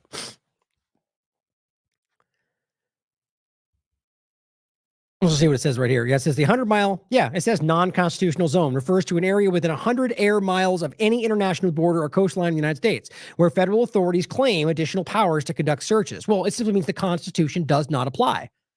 The zone is not explicitly mentioned in the Constitution because it just shouldn't exist. It is unconstitutional, obviously.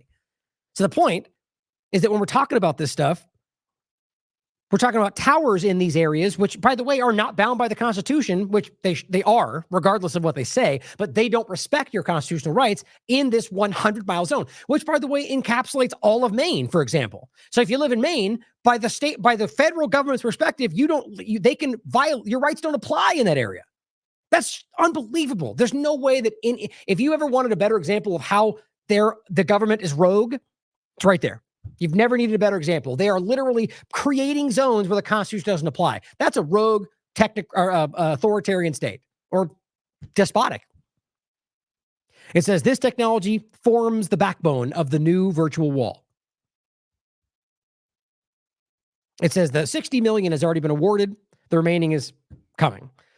It says privacy advocates have long criticized Peter Thiel's Palantir, of being a prime example of a private surveillance firm intertwined with the national security state. How's that not fascism? I mean, this is literally the problem. And it's not just Trump, by the way, guys. It is simply authoritarianism. And that is what all these sides are doing. It is private entities completely overlapping and blurring the lines between government. That's the problem. This whole public-private partnership seems to be exactly that. All of them. Thiel, it says, hold on, where did I leave off there? Oh, right here. Palantir has also played a large role in the COVID-19 contract tracing surveillance.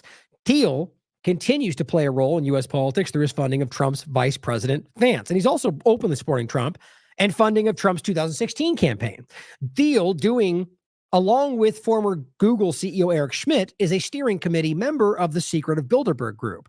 TLAV recently reported that Schmidt has also called for some form of internet ID to verify users in the alleged attempt to prevent election misinformation. Jay Stanley, senior policy analyst with the ACLU's Speech, Privacy, and Technology Project, said the switch to digital IDs would have big implications for American life. If not done just right, or hopefully not done at all, digital driver's licenses could be disastrous for privacy, increase inequity, and lead to pervasive, and this is the important part for any American, I argue, no matter what stance you have, lead to pervasive ID checks in American life. The Gestapo idea, right? Show me your papers. That's what they're doing. And these are all sorts of different groups on all sides of the partisan spectrum that are calling this out. And they're not saying, they're simply saying this next step, this digital driver's license step is going to be a problem. In June of 2022, a report that we've talked about before, which was the NYU School of Law, put this report out called Paving a Digital Road to Hell, saying that's what those will do. They examine the role of the World Bank and other international networks which have been promoting the use of digital IDs in recent years.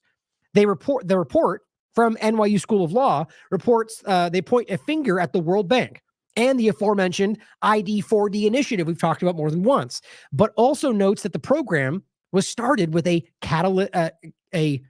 catalytic investment from none other than Bill and Melinda Gates Foundation, the Omidyar Network, as well as various governments.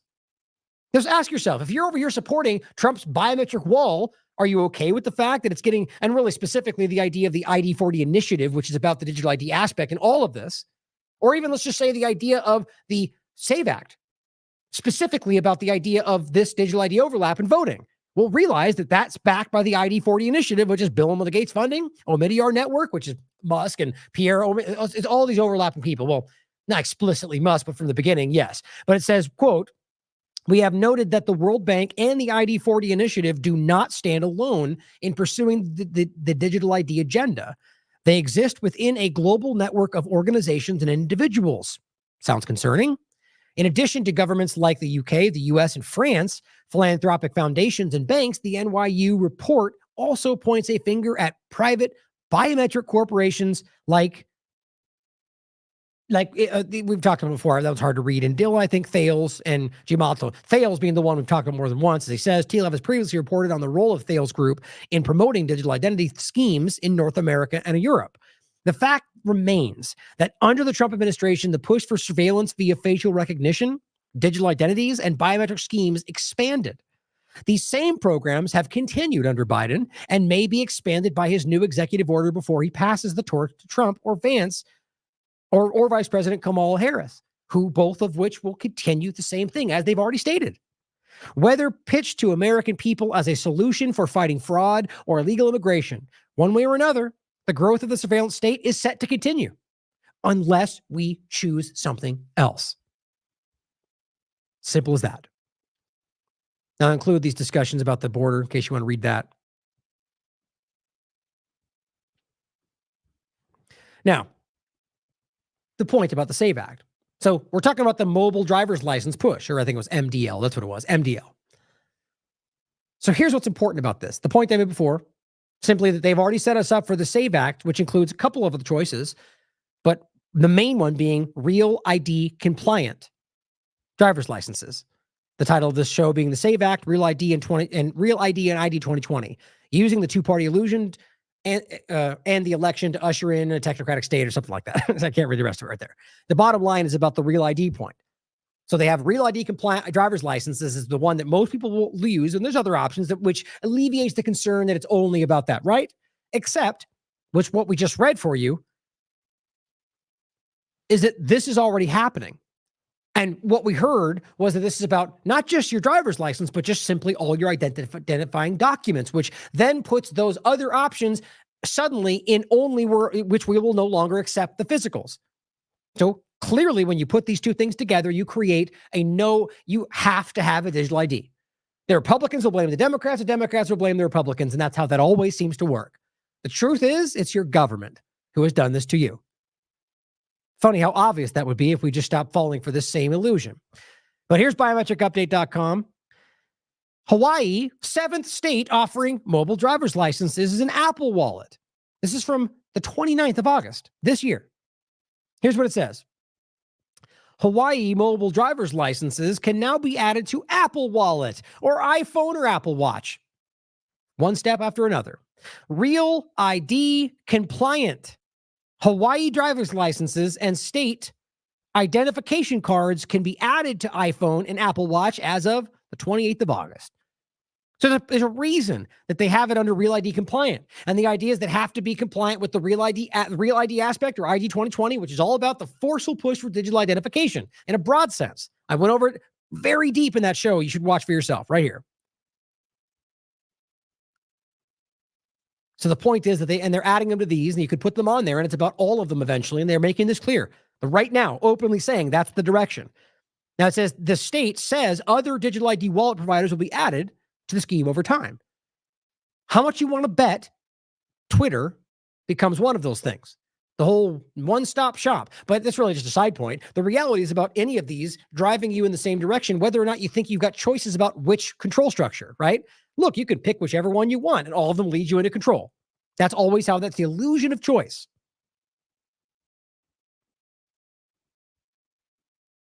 Lastly, it says, guess what? 14 states, 14 in this country, now have an active mobile driver's license program. It's happening all around us right now. Arizona, California, Colorado, Delaware, Georgia, Hawaii, Iowa, Louisiana, Maryland, Mississippi, Missouri, New York, Ohio, and Utah, as well as Puerto Rico. How do we not see how this is progressing? Derek also points out, you guys remember when Trump signed the executive order for the biometric entry-exit program for all Americans? This was part of his immigration strategy. This has been expanded by Biden and will continue in the next administration. Same point, just simplified. We want to share that. Very obvious. Now here's a clip from Whitney and I talking about the aspect of Trump's administration and the Vance, Peter Thiel funding and the biometric wall aspect.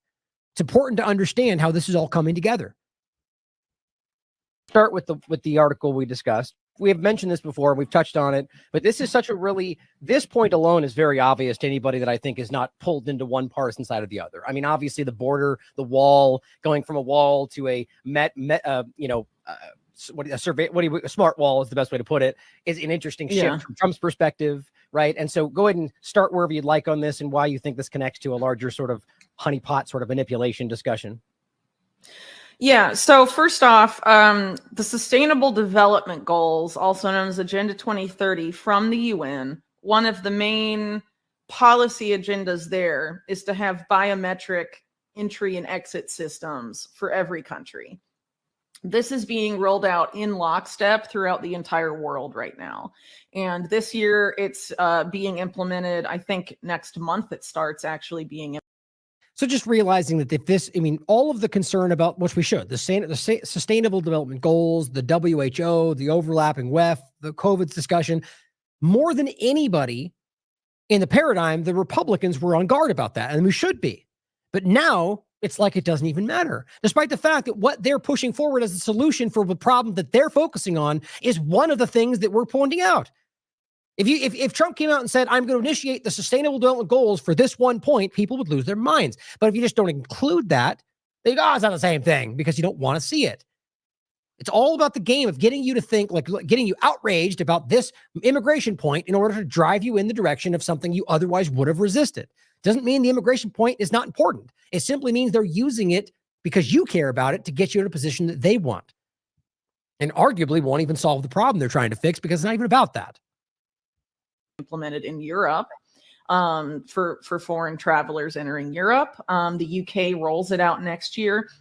And of course, there's a big push to do it in the US and also in other countries. It's intimately tied up with the whole digital ID agenda that's been ongoing for a very long time, and particularly during the COVID era, as I'm sure you are aware and your audience is aware, there was a big push against digital ID and vaccine passports, which were sort of a beta test for the digital ID system during the COVID era. And currently we are seeing an effort to manufacture consent among right-leaning Americans who opposed vaccine passports and digital ID to get them to go along with this biometric entry-exit agenda.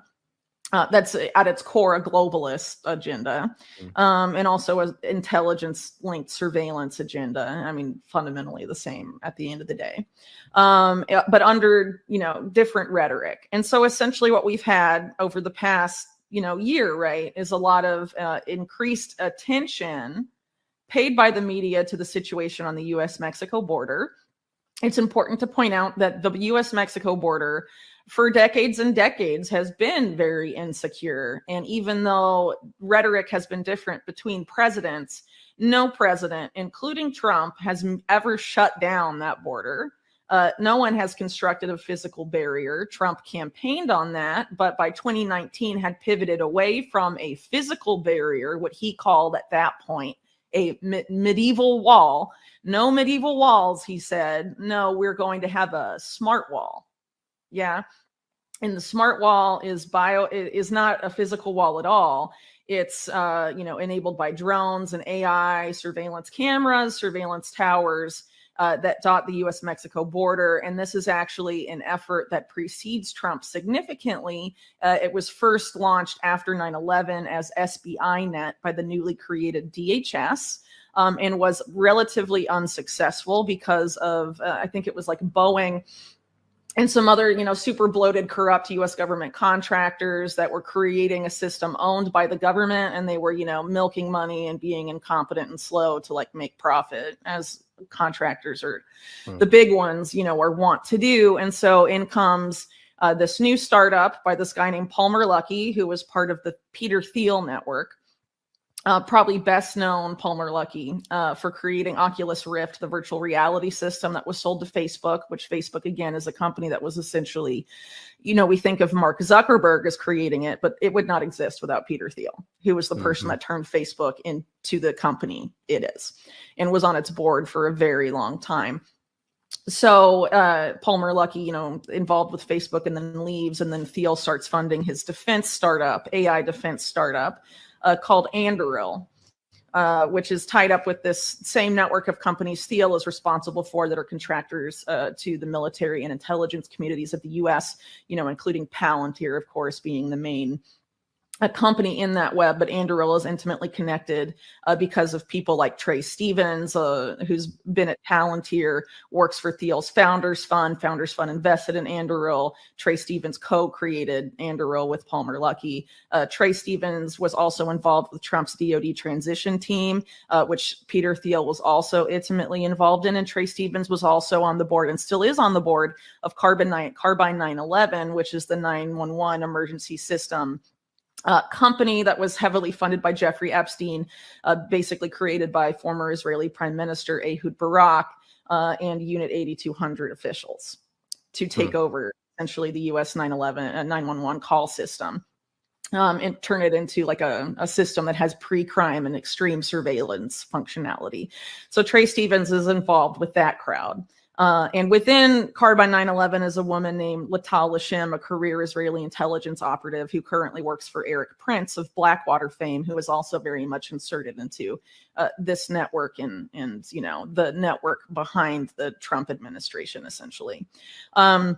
So these are, and it's important to point out too, Anduril, Palantir, Trey Stevens, Peter Thiel, these guys all have extreme CIA connections, extreme deep state connections. This is the supposed deep state that Trump supporters are supposed to hate. And they are the ones building the smart wall. And this, obviously there's a very insecure and troubling situation on the border, but people only care about it because it's being given extreme media attention and, concern about it is being drummed up as a way to manufacture consent for something must be done.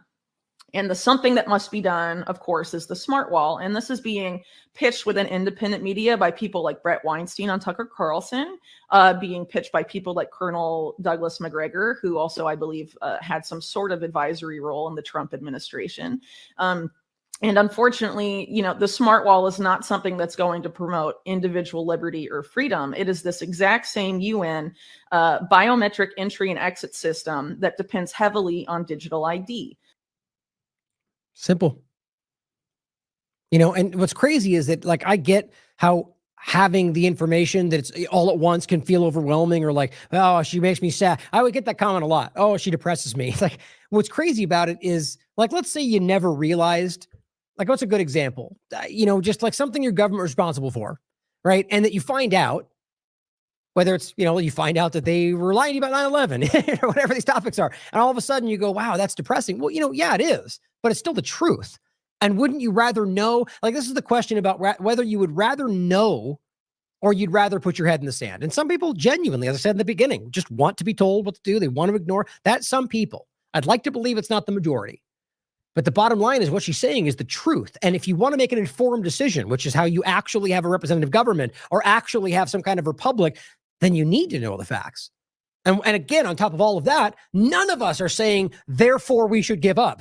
In fact, quite the opposite. We're trying to empower you with the information and the facts to make decisions that can actually benefit your life. But of course, a very powerful kind of controlled effort right now is trying to make us appear to be crazy or black-pilled or lying to you. Here's a great article we put out, or a show from the 23rd, using Trump and the two-party politics to trick conservatives into supporting a technocratic control grid. It's kind of just the general point that we're getting at, and I want to include that show so you can watch more if you want. Now, here's what Trump just recently put out on Twitter. And it's about cryptocurrency. Now, remember, Whitney Webb has talked a lot about this. The idea that he said, we don't want CBDCs, of course, which even just saying that doesn't necessarily mean he might not rationalize it and convince you with a narrative, which the team sport politics Republicans will push everyone to agree with anyway. But the public-private partnership overlap, or as she points out, the privatization of Palantir, or just the being a private entity, was a shift away from the LifeLog, total information awareness direction as a government. So they went private with it. It's the same damn thing she's talking about, which it appears that JP Morgan overlap and the whole thing with Jamie Dimon. Like if they end up making a private kind of coin the same way, just because it's not a central bank back doesn't make, it's the same thing. Same way with Palantir versus total information awareness. It's still government control. It's still the same conversation. So if you are willing to ignore that, again, it's about being played based on your own political standing. And so here he's simply talking about being the government of cryptocurrency. And remember what he said. And I think what Catherine and I are going to talk about, I think coming up soon, when she'll be in studio soon, about what both this conversation, but RFK's statements on it, and how the idea is that ultimately what he said is crazy. It goes against their stance. It changes. Bottom line is that if we're going to talk about taking the Bitcoin that's been stolen from Americans and making that some kind of reserve currency, that's the exact opposite of what the original mindset was behind any of these things. The idea was to challenge the dollar, not become its useful tool. That's the problem. And on top of that, they have no right to take that and use it for themselves. They're not giving that back to Americans. That's not how that works. They're playing you. So here, I'm worried that this is exactly what that's about. Afternoon, I'm laying out my plan to ensure that the United States will be the crypto capital of the planet. They want to choke you. And of course, the point in saying that right now is because that's a rising conversation. He knows how to tap into what we're talking about. I'm willing to bet you more than anything else that this will become nothing. If anything, what Whitney's talking about. But maybe just nothing. Just the floating of the idea to get you all hyped up about it, the co-opting of the Bitcoin movement, which we already talked about, in order to get all the people believing he's going to do this and he's going to release Ross Ulbricht. I'll believe it when I see it. Just like during his last administration, if it does something I agree with, I'll still go, yes, I like that. So I'm not ridiculous. I'm not part of the two-party illusion where I'll just dismiss anything Trump does because I'm a child. We should all want good things regardless of who does them. Even if Trump is the one that saves this country, even if you hate him, he's still good. He saved the country. But you know that's not how that works. Both left and right. I want to choke you out of business. We're not going to let that happen. So it's just about pushing the idea that they're going to be different somehow. I just don't believe it. I hope so. But at the end of the day, I think that's about getting you in the comfortable position of thinking that what he puts out will be about in the interest of the crypto community, when really it's just going to be a CBDC in disguise. That's what I worry about. Doesn't mean it has to happen for sure, but if you're not willing to consider that possibility because Trump's my friend and he knows this and that, then you're being infantile about it. You don't know this person. You don't know what he actually thinks and feels. We should be skeptical, right? That's the old Theodore Roosevelt quote I just said. Anybody that thinks they should be giving blind support to the president is servile, and in fact, he calls it morally treasonable to the American public. You should be questioning the authority all the time, even because they could just be wrong or mistaken. Anything else is hero worship, guys. And this is a great article from Derek, the co-opting of Bitcoin Nashville, Peter Thiel, and Donald Trump and Rumble. That's what it's all about. This whole co-opting of movements and controlling the structure. It's the same point we just discussed. Now, on that same tweet I put out, somebody responded by saying, we're doomed. So just again, so you can hear my real opinion about this, I said, I disagree. I think I think more are seeing the problem than ever before. And that is why the government, all of it, is turning up the heat on the American people. I really believe that. I believe that people are beginning to see through the illusion. And the only way to get you back in position is to make your life uncomfortable. That's what happens in any dynamic. That's what they do with sanctions and foreign policy. Right? These people know they're being hurt by American government. They don't care. They just want their child to stop starving. So they fall into line. It's what we're being done. That's what this is really all about. And that's, again, the point, even if you see it, even if you know that they're doing it to you, people just don't want to live in an uncomfortable position anymore. So they fall into line. Scott says, people think there's nothing in it for them to bring down the empire. They understand that the victor goes the spoils. But they've never imagined that we can be the victor. and what that can mean. Again, my point from before, I think some people are scared of that idea.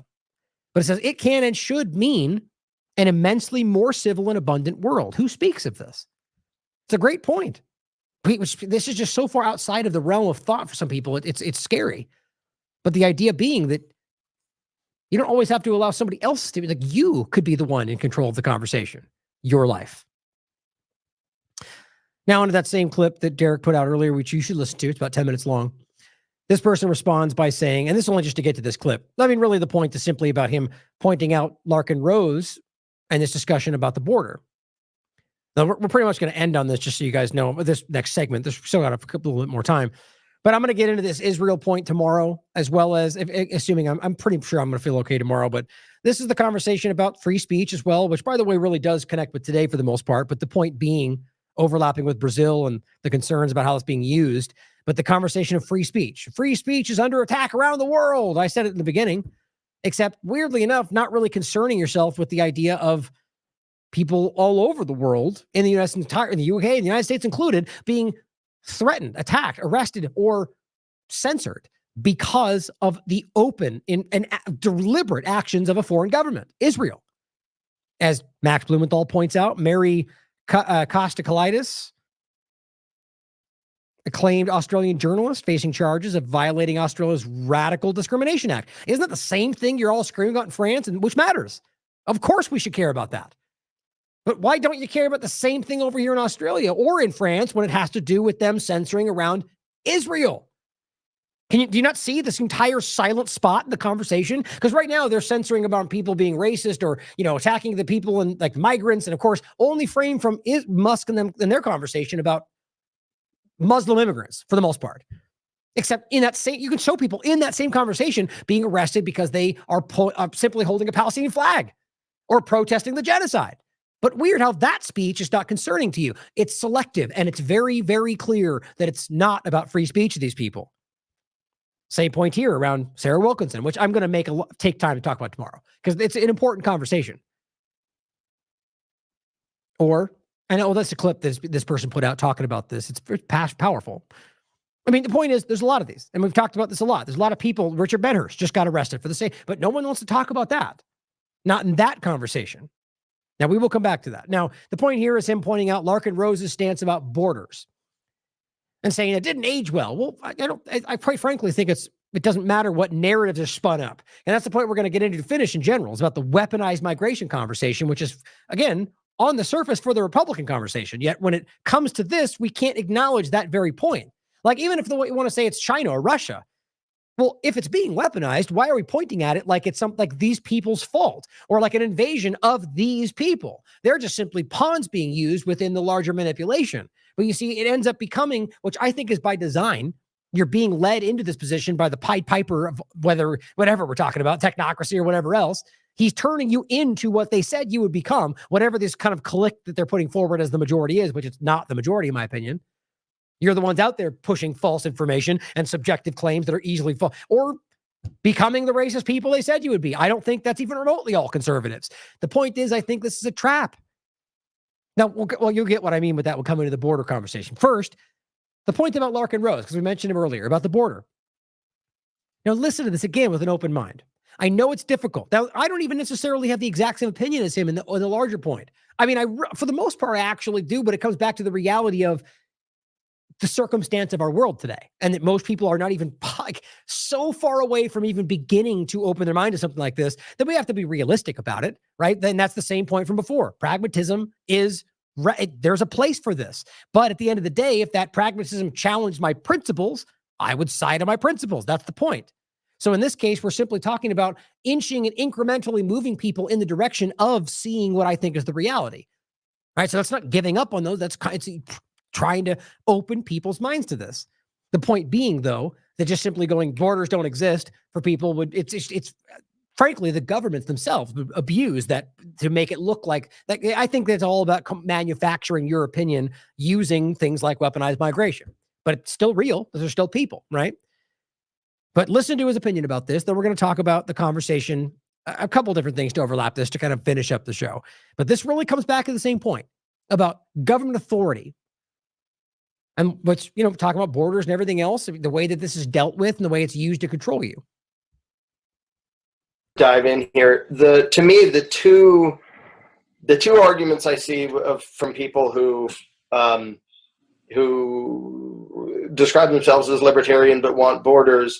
The one that to me is the easiest to just demolish is the notion that, well, just like I have my property and can decide how to do it, the nation has its property.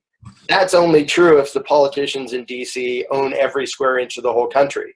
Because if they decide that those people can't come in, it means those people can't come into my property even if I want them to. This is a perfect example of how statism seduces people into throwing away their principles. Now, right there, the point is you don't have to agree with it. Maybe you think that regardless of that, or you're a libertarian, you think the borders are like, that's just like my point. It's about like free speech. I always point out, like, if you argue that there should be some things that are censorable, then you believe in limited speech. And maybe that's even the right way to go. Have a conversation about that. Make your case. But to pretend that you believe in free speech while openly ignoring the fact that people are being censored, well, then you're just being dishonest. So in his case, what he's arguing is that the idea of borders themselves are just, it's part of this larger illusion of the state.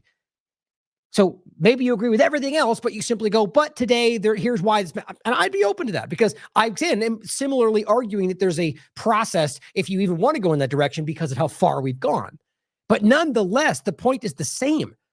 If you have a principle, if you're in this case a libertarian and you believe in these principles and then but go, well, but not that, it's simply just acknowledging that the idea of the state, and as he calls the most dangerous superstition, it simply drives you to make exceptions for the power structure where it applies to those principles.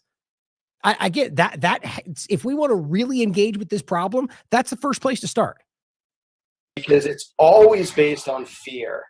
And it's always, and sometimes it's, they want people scared of something they just totally made up or something they exaggerated, but they'll use fear from something that's real too.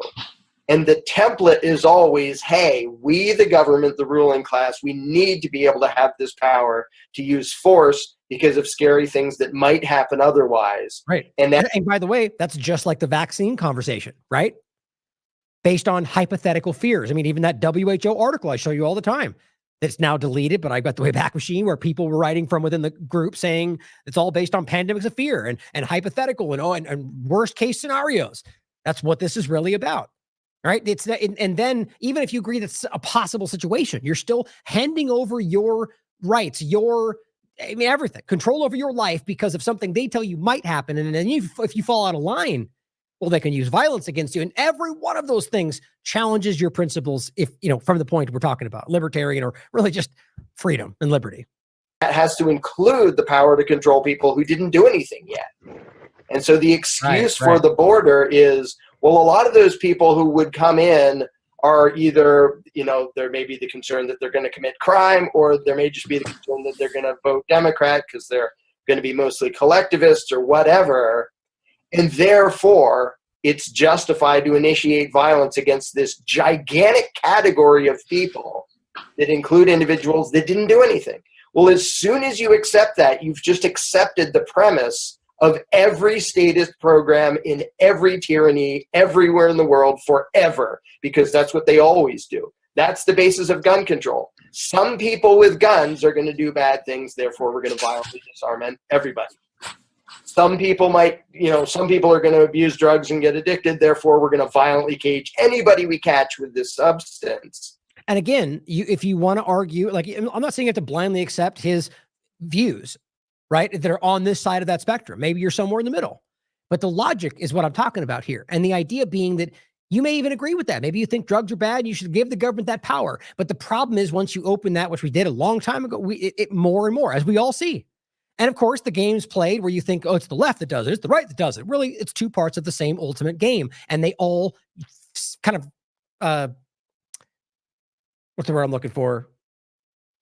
I don't know, consolidate. They'll bring it down to that. They reduce it down to that same point. So both of them together ultimately achieve them through two different actions, and both sides point at the other, but ultimately the same thing continues to happen. And they disregard more of your constitutional rights, and and it's like, ask yourself this: if the left, let's say, goes after your guns, right? And tries to slowly say, well, the Second Amendment shouldn't matter anymore. And that ultimately happens, let's say, even though literally it's not even technically possible the way we are supposed to understand the Constitution, that then you go and let's just say the next administration comes around and they claim they dislike it, but ultimately the point is it still happens. What difference does it ultimately make if it goes forward in that position? Now, the guns are a more extreme example. My point is, though, that this keeps happening. Whereas the biometric wall or anything else, or this time it's immigration, now it's about fraud. The point is the things keep happening and they keep incrementally removing or rather continuing to illegally not respect your constitutional rights. I mean, it matters who you think is responsible, but if no one ever changes these things and they're all, like I keep saying, this linear line in the same direction where it really matters, you need to start acknowledging that this is just your government doing this to you. I know that's the worst thing for some, like the paradigm, the status quo protectors. That's the last thing they want you recognizing because then they lose their power. And the truth of the matter is you don't get to rule the world and you don't get to control the world. I own my house. If a bunch of people from a different religion who speak a different language and I have almost nothing in common with them want to buy up every single property around me, and the people who are currently around me agree to sell to them, I do not have the right to forcibly interfere, even though I'm not going to like the outcome, just because I'm more familiar around people who I know what they're saying and I can say things to them, even if it's that simple. The fact that in the big picture, allowing freedom might have adverse consequences doesn't mean slavery is better. And think about that. It's a very great simplification of a larger thing, right? Just because having freedom might cause negative outcomes for some people doesn't mean slavery is the way to go, right? The point he's making is that's how this government operates. Extreme control over the outcome because of what might happen and drives you in a position of, freedom versus slavery. It's usually that binary. That's the left and the right. That's how this works. Oops. People from a different religion who speak a different language, I do not say things to them. Allowing freedom might have adverse consequences doesn't mean slavery is better. And that has always been the excuse for all government. And so this thing, the fear mongering, whether it's exaggerated or even if it's appropriate, of lots of these people coming in will do this, we better keep them all out with the use of force. The moment you do that, you don't have freedom anymore. You're now advocating statism, statist violence. Now, you could make an argument that what he's doing is kind of absolutist, right? That it's like all or nothing. But I mean, at the end of the day, he's just trying to make a principle point that, once you allow the contradiction of your principle because of the excuse they've given, that door's been opened. I mean, we can see it. We all see it. Again, the left and right just simply wants you to look at one half of it. Truly, it's all right there in front of us. Now, I'll include this for you so you can watch it yourself. This Ben Tinkin, not familiar with, he posted this. Now, I've talked about this recently. I've talked about it a lot over the years. Weaponized migration, in this case, experimentation. Tools for subversion, division, and manufacturing consent. Now, the point is weaponized migration. I think I'm just going to reiterate this. I mean, I'm ending the show on this, but there's a lot to overlap here. It's obvious this is a tool that's been used. Governments have used this concept far back as I can look. Destabilization, manipulation. And again, this is going, way back before modern times, where people would cause chaos to be able to create an influx of people, because that, we all understand, causes destabilization. It's not the fault of the people, especially when they're being driven into it by a dishonest entity. The point, though, is that this is very much happening today. And I think the problem is that right now, a lot of these people, like I just pointed out, how we only want to point out the freedom of speech issues that apply to the one thing that you want to highlight. That's very dishonest. The bottom line is that it's clear that the reality of the immigration that's being used is undeniably tied to the very people who are pointing at it to justify their next actions. Whether it's Israel, the United States, or plenty of other overlaps. S.L. Kenthon points to something just very simple. He says, for all those Americans and Europeans complaining about refugees and unlimited immigration, here's the cause and effect. Now, it's as this simple. There's plenty of other factors, but just as a really basic point, if you export war and occupation, you're going to import refugees, guys. It's as simple as that. If you manipulate people like in Venezuela and then openly praise how your sanctions will cause chaos and then see this influx of immigration, you don't blame the people. It is the reality of the action. It's a simple byproduct. Now, that doesn't change the fact that many people will cause chaos. And I'll be the same person arguing that the idea of just letting everybody in doesn't make any sense. But nonetheless, there is a level of responsibility for what has happened here. So, but this is obviously the complicated situation that always gets pulled. At the end of the day, though, it's about principles, like always. And we have to be aware this is not by accident. And right now you're getting spun up, some of you, into an idea that you're supposed to be hating these people because, well, they're destroying the West. It's like some designed way to collapse the West, which, maybe it is. I don't see that evidence. I see that constructed narrative around what we're looking at. Frankly, I see something a little different. Consider all of them, but recognize that the same point applies. If you think every single one of these people have some secret design to rape your wife and steal from you, you're ridiculous. And you are absolutely falling into a trap, just like everything else we've discussed. Certainly could be, just like the other white guy around the corner, but it doesn't mean you blindly assume that because some guy in power told you that. Have a little humanity and compassion to recognize that, one, your government's convincing you this is a problem because they need you to feel that way. Here's your Save ID Act, whatever it is, or the reality that you're assuming based on a bunch of narratives strung together by manipulators, which causes you to be ultimately assuming people are the worst possible scenario when you don't even know this person. That makes you a bad person. Show compassion and show, what's the right word? Defend yourself, defend your family, protect yourself, make sure that you're safe and secure. But assuming based on that I just think it's silly. I mean, the Venezuela aspect is such an important one because it's such an obvious overlap. And and the caravan and the whole way it was used. And here we're right back into it again. It's just over and over and over. Now, what I'm going to get to here is the obvious reality, even overlapping with Venezuela, that Israel is involved with this. It's not up for debate. I mean, remember, the Venezuelan aspect is that literally the person that they were trying to put in power in Venezuela. It's on the record. She literally wrote a letter to Benjamin Netanyahu saying, we need you to do a regime change here. It's crazy. And so what we need to recognize is whether explicitly each one we're looking at is some on that moment designed by Israel or some large long-term plan, it's openly stated that this is how this is supposed to go by the cabinet and the current administration and their religious discussions from many different rabbis that point these things out. So first, here is Nancy Pelosi making a point that I want to address.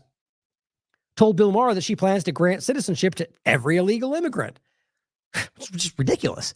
But my point here is that I think this is very clearly designed, whether this mindless follower knows or not, I'm talking about Pelosi, to drive you into Trump.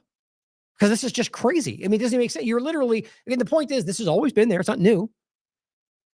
But David Icke says this is the plan in every country, not least the UK, because it's globally coordinated. By the way, Ronald Reagan and Father George Bush were big-time cult-owned. See my books. Well, she references them. So the point is about this weird discussion about just, who cares if they're, in this case, we're talking about people who came in here illegally or are here for whatever reason, but are here illegally. It is a crime, whether you think it should be or not. That's the current reality. So to pretend that they're not criminals because you don't want that, or alternatively, to pretend that they're all doing this because they'll all vote Democrat, it's lunacy. The numbers it's ridiculous, but these are the two paradigms. They're tricking you in every possible way. But first, listen to this, because I want to make sure we understand this. California lawmakers just passed a law. It hasn't been signed by Governor Newsom, but giving government assistance to undocumented immigrants to buy houses. Mm-hmm. That's kind of a different place than the Democratic Party used to be on immigration, is it not? I'm not going to say that's what the country's going to do, but that's certainly where California is. Well, let me just say, immigration had always been a bipartisan issue. I refer you to But not free houses. Well, that's not free housing. It's the American dream being available to more people. But yeah, by giving them free houses with your taxpayer dollars. I mean, guys, it doesn't matter your stance on the reality. I'll read my comment in a second. I mean, we have to know that this is because of U.S. foreign policy in at least a large part. And so they're responsible in that way, but this becomes your responsibility. They're using your money to do this. And the bottom line is that's just not a feasible idea. One, I mean, for 1,000 different reasons, but not least of which is that you should not have to do that. Now, you could argue that a compassionate person might want to, but that's not your obligation. to spend. And again, the crux of the point is that they're illegal immigrants. Now, if you were talking about just immigrants here on green card or whatever else, I mean, I at least could understand why somebody might want to do that. I still would argue that it's not the government's it's not the government's place, left or right, to decide what you should spend your money on. I know that's how they pretend. It's just not the case, whether taxes or anything else.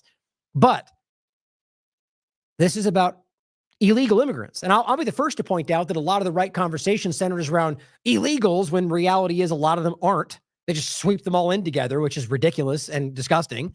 But in this case, it's about illegal immigrants. I don't know how anybody can pretend this makes sense. It's just ignoring the law because they like that. And I'm going to point out again, I don't think even for a moment, this is about the fact that we can even pretend we know that every one of them from all these different places all vote Democrat.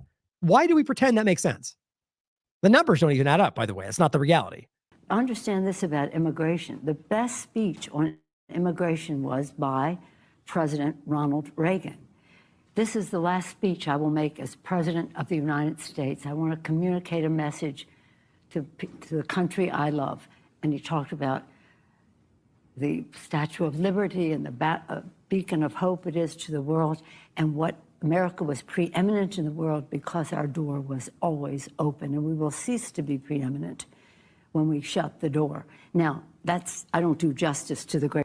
By the way, it's a strange thing to pretend that we are supposed to care about preeminence. They're talking about government control and influence. The American people in this country, like the idea, I mean, there's some overlap there, but that's simply about saying that we need to let immigrants in the country because we won't be as influential and powerful. Like that's the whole point about China and U.S. preeminence and making sure that they're not the one leading the next step. That's not about us. That's a weird conflation. Communicator. Google it. It's a fabulous speech. And George Herbert Walker Bush continued in that respect for the diversity of America and the rest. California's always in the lead. Maybe others will follow that lead, but that's up to those states. But we're very blessed here with beautiful diversity. So you'd vote for this law? Excuse me? So you'd vote for this law? Well, I'm not familiar with exactly what it is, but making the American dream of home ownership available to all people is something we have to do for people who are here now. This is before you're a citizen. This is undocumented. This is for the undocumented. Illegal, that's what it means, right? If you're undocumented, it means you're here illegally. Simple.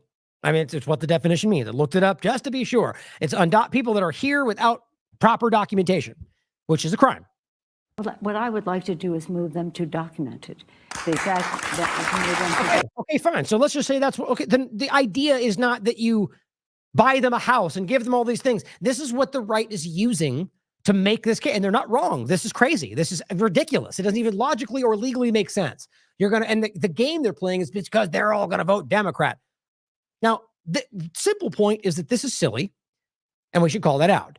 I'm of the mind that this is an easy point to make about how obvious it is that what they're putting forward is that ridiculous. It's like putting Kamala as the one leading the charge when everybody 30 seconds ago knew she was ridiculous. It's, I think, obviously organized to drive you into Trump. I don't know how to me, it's just as plain as day. But of course, I could be wrong.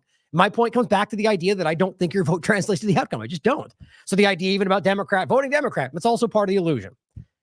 But it's a crazy thing that we can act like this in any way makes sense. If you want to make them legal, then make that happen. Right? If you don't start by buying people houses and then figuring it out after that, to me, that doesn't even make sense. And I think that's the point. One of the best things that we can do for our economy is to pass comprehensive immigration reform. Does anybody think she's actually in control of anything? Seriously.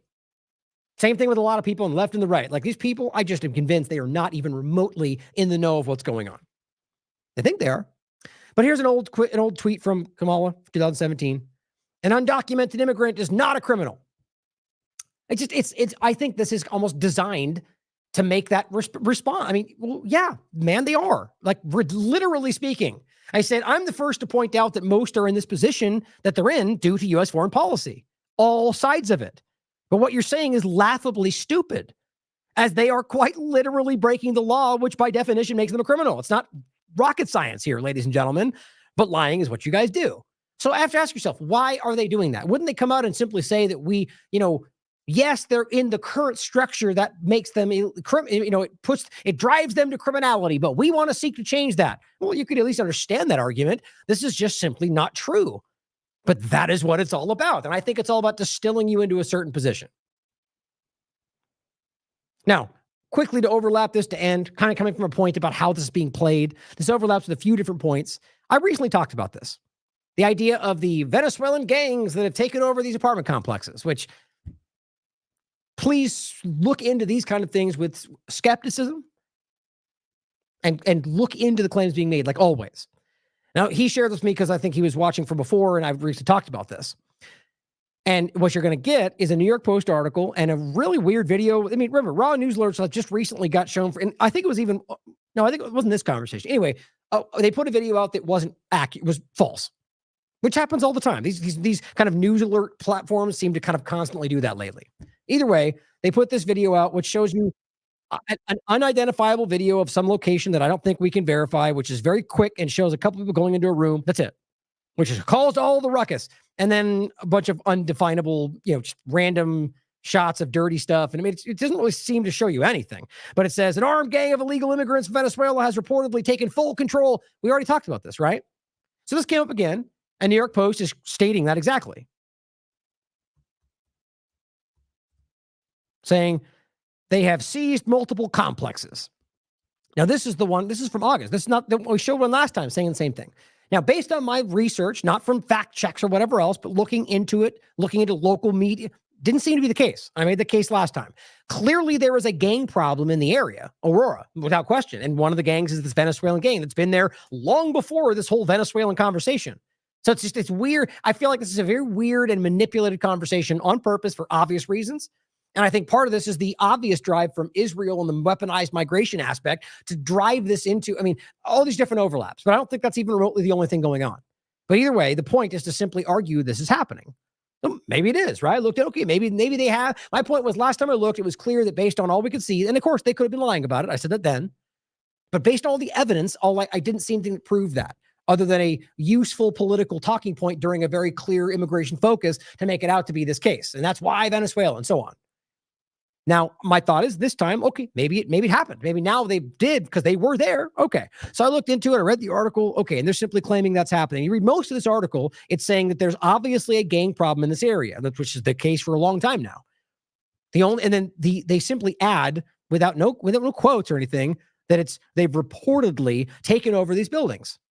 That's New York Post for you. Okay.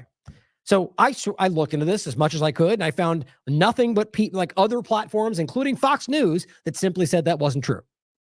So I just want you guys all to be very careful. New York Post is a major platform.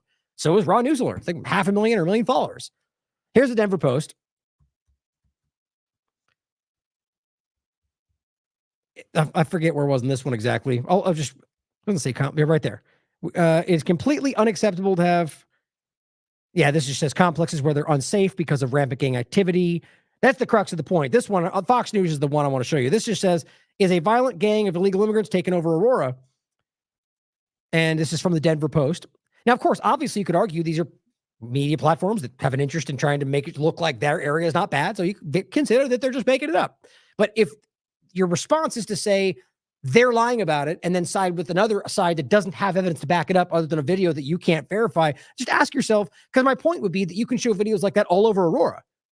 The claim I'm going to show you is that they're saying that's not taken over this building. It's simply that there's just gang activity all around these areas and that we're being misrepresented for very clear partisan reasons. My point is they could be lying, but evidence is what matters here. Now it says, is Aurora overrun by gang of illegal immigrants? It says, of course not. They're claiming conservative and liberal mayors of Aurora and Denver have even come together to dispel these claims. Now, yes, but that's their location, so maybe they don't want you to see it. Just being objective. My point is, I think it's obvious this is more of a hyperbolic claim. Says there's no conspiracy to cover this up. An international gang organization that is run by Venezuelan nationals, not necessarily the Venezuelan government, mind you. Quite frankly, Venezuelan nationals doing this are more likely aligned with the Guaido element or whatever current push from the opposition is going on. But I don't know. That's my opinion. The point is neither do they. And is being a criminal organization, Denver Post. Anyway, the point, the same stuff in this longer article. Here's the Fox News. a Republican platform. Aurora police say gang activity isolated as Denver police deny apartment takeovers. Now it's simply saying the Denver Police Department said in a statement, when police departments at least arguably lean right, I think that's the narrative anyway, but who knows, said in a statement Wednesday that it was not aware of any Denver apartment buildings being taken over by Venezuelan gang Tren de Aragua. Despite this, the department stated that it takes the presence of gangs very seriously and goes on to make it clear that there's a very clear gang problem in Aurora. Okay. Yeah, my point is, do the due diligence for yourself. All you'll find is that they have one statement in here with nothing to really back it up, and that's pretty much populated the conversation. And you can see a very clear interest in framing. I mean, look at all the videos and all the images. Clear where they're leaning. And the point is, this is interest of saying, see, Venezuela should have been not Maduro. And realize both Kamala and Trump support the opposition to Maduro. How many times we need to see the same path? Anyway, to sum this up, he responds to what Kamala said. Please note this is an actual statement from Kamala. It is. And he said the U.S. Democratic Party as a whole has a massive incentive to bring in and legalize illegal immigrants as they vote overwhelmingly Democrat. Now, that's a classic claim. From my research, it seems to be not even remotely the case. It seems to be a multifaceted thing. And let's think about this, guys. We have people who are coming from all around the world. Now, you could even argue that predominantly Mexico. And I don't think that's even remotely the case. Either way, when you look at the reality from what you actually, not from political polls in this country, if you actually tap into the conversation around the world, most of these other countries and the peoples within them are very aware. It's not a left or right thing that's destroying their world and starving their family. It's just the government of the United States. Simple as that. And so they largely, I don't think, even want at the end of the day, to make it simple, the game that it's only going to be, they do this because they vote Democrat. How are we pretending we know what these multifaceted people from different parts of the world all seemingly, it's just silly to me. On top of that, let's remember, my opinion at least, that the vote doesn't even translate. So all this is about is trying to create the paradigm, as always, right? Well, here they are saying they're illegal and it shouldn't even matter. And here they are saying, well, they want to because of this. And well, at the end of the day, they're both doing this to drive you into a very clear position, in my opinion. And to end, I'll play this clip again that Adam Green put out about a rabbi in Israel telling you why mass immigration is supposed to happen and why they should make it happen. Days, you're going to need the iron of Esav, which represents Edom, which is the West, Europe, and the Americas, to get intermixed with Yishmael, which is basically Arabs and Muslims. How in the world was this ever going to happen if not for this refugee crisis? At the end of days, you're going to have this intermixing between Esav, Edom, which is the West, and the East, which is the Muslims and the Arabs, making this through this influx into the world. They're going to have a far larger birth rate than the indigenous people there, and they're going to sort of conquer by number. And they're okay, so if the whole point is they're taking over the West, right? Day by day, the West is losing what it is, which is what we keep getting. Okay, let's just say that's just the case. Do you need to recognize that there are people being used in all of this? That's not like some individual design to run over and do bad things because what? To what end? How in the world do you recognize that it's some kind of a takeover, but yet then blame the individual? It's seeming, it in and of itself doesn't make sense. What the reality, in my opinion, is not just Israel either, but we can see a stated and openly discussed. And I'm not talking about just rabbis. Listen to Ben Gvir and Smotrich and even Netanyahu, where they tell you how these things are supposed to go. And then we can't even fathom the possibility that it's being designed while they're being called out for the genocide that we all see, to whether it's distraction or to bring in the end times, which is what he's talking about. And then you get the Elon Musk of the world who are rising up these people, or the Tommy Robinsons that are driving exactly what they want from the other side. Many different sources for this, where there will be many, many people killed and so on and so forth. So the idea of having these refugees come into Europe, it's no longer a matter of whether it's right or wrong. It's just simply a fulfillment of what it was meant to be all along. This is the fulfillment of the Hazard and the prophecies.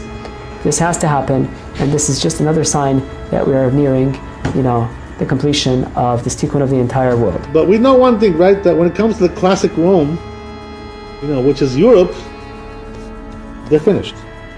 And you don't have to be a prophet or a great analysis for that. You have to open the TV or the internet and see that exactly what was prophesied then, that the sons of Ishmael are going to go and cause havoc around the world. So France is completely barbecued. England is next. Now half of Europe is completely half dead. Now look what's going on in America. So, you know, now in a country near you. Asking what's going to be with the Goyim when Mashiach comes. Will they be destroyed and annihilated? Someone asked, who cares? Okay. As a nation, they'll cease to exist, even as individuals. Every individual, no survivors. Not only as a nation, they'll cease to exist, even as individuals. In modern terminology, they call it cultural genocide. They'll be annihilated. They basically learn there's going to be cultural genocide. That, you know what, the goyim as they exist as goyim, b'fnei atzmam, that's done with. Batul u'mavutul. At the very least, I hope you're willing to consider different possibilities, right? And make sure objectively recognizing that this, at least in my opinion, is about a Zionist manipulation and not one religion or one group of people. It's overlapping, it's multifaceted, it's about power. It's about how empire, power, power structures controlling you. Whether we're talking about the smallest example of your current situation politically or the election itself or the larger foreign policy dynamic, it's obvious to me at the very least that people are actively trying to convince you to do exactly what they need you to do for their outcome. And, their effort is trying to convince you that what you need to do, what they're trying to get you to do is in your best interest, despite it being explicitly to the opposite. And so there's a whole game they play, trying to get you to care about the things they need you to care about in order to drive you in that direction. And every time this comes back around, we're able to look back at the 4 years before it and go, man, they didn't do what they said they would. They actually made my life harder. But they told me it was all because of the other side. And so maybe we'll just go through it again. Right? Why not just give it 4 more years and just give it a shot? Well, I'm pretty sure we did that the last 47 times. So I'd like to change something different. Who wants to join me? Thank you for being here today and at least opening your mind to the possibility that there are other paths, the opposite of black pilled, like recognizing solutions that are outside the chosen paradigm that they definitely want you to keep. I mean, everybody seems to recognize it in one way or another. Try to reach people. Have a measured and balanced conversation. Don't get angry. Try to convince people with facts. And if they don't want to hear it, then back away and come back later. Water the seed, come back later, right? That's what this is all about. Talk, have conversations. I think there are more people out there willing to listen than you think. The idea that people are more stuck than ever, I think, is part of the illusion. People are waking up. They see it. Do your best to try to reach them. Thank you for being here. I'm very proud of what we built here, guys. I love you all. As always, question everything. Come to your own conclusions. Stay vigilant.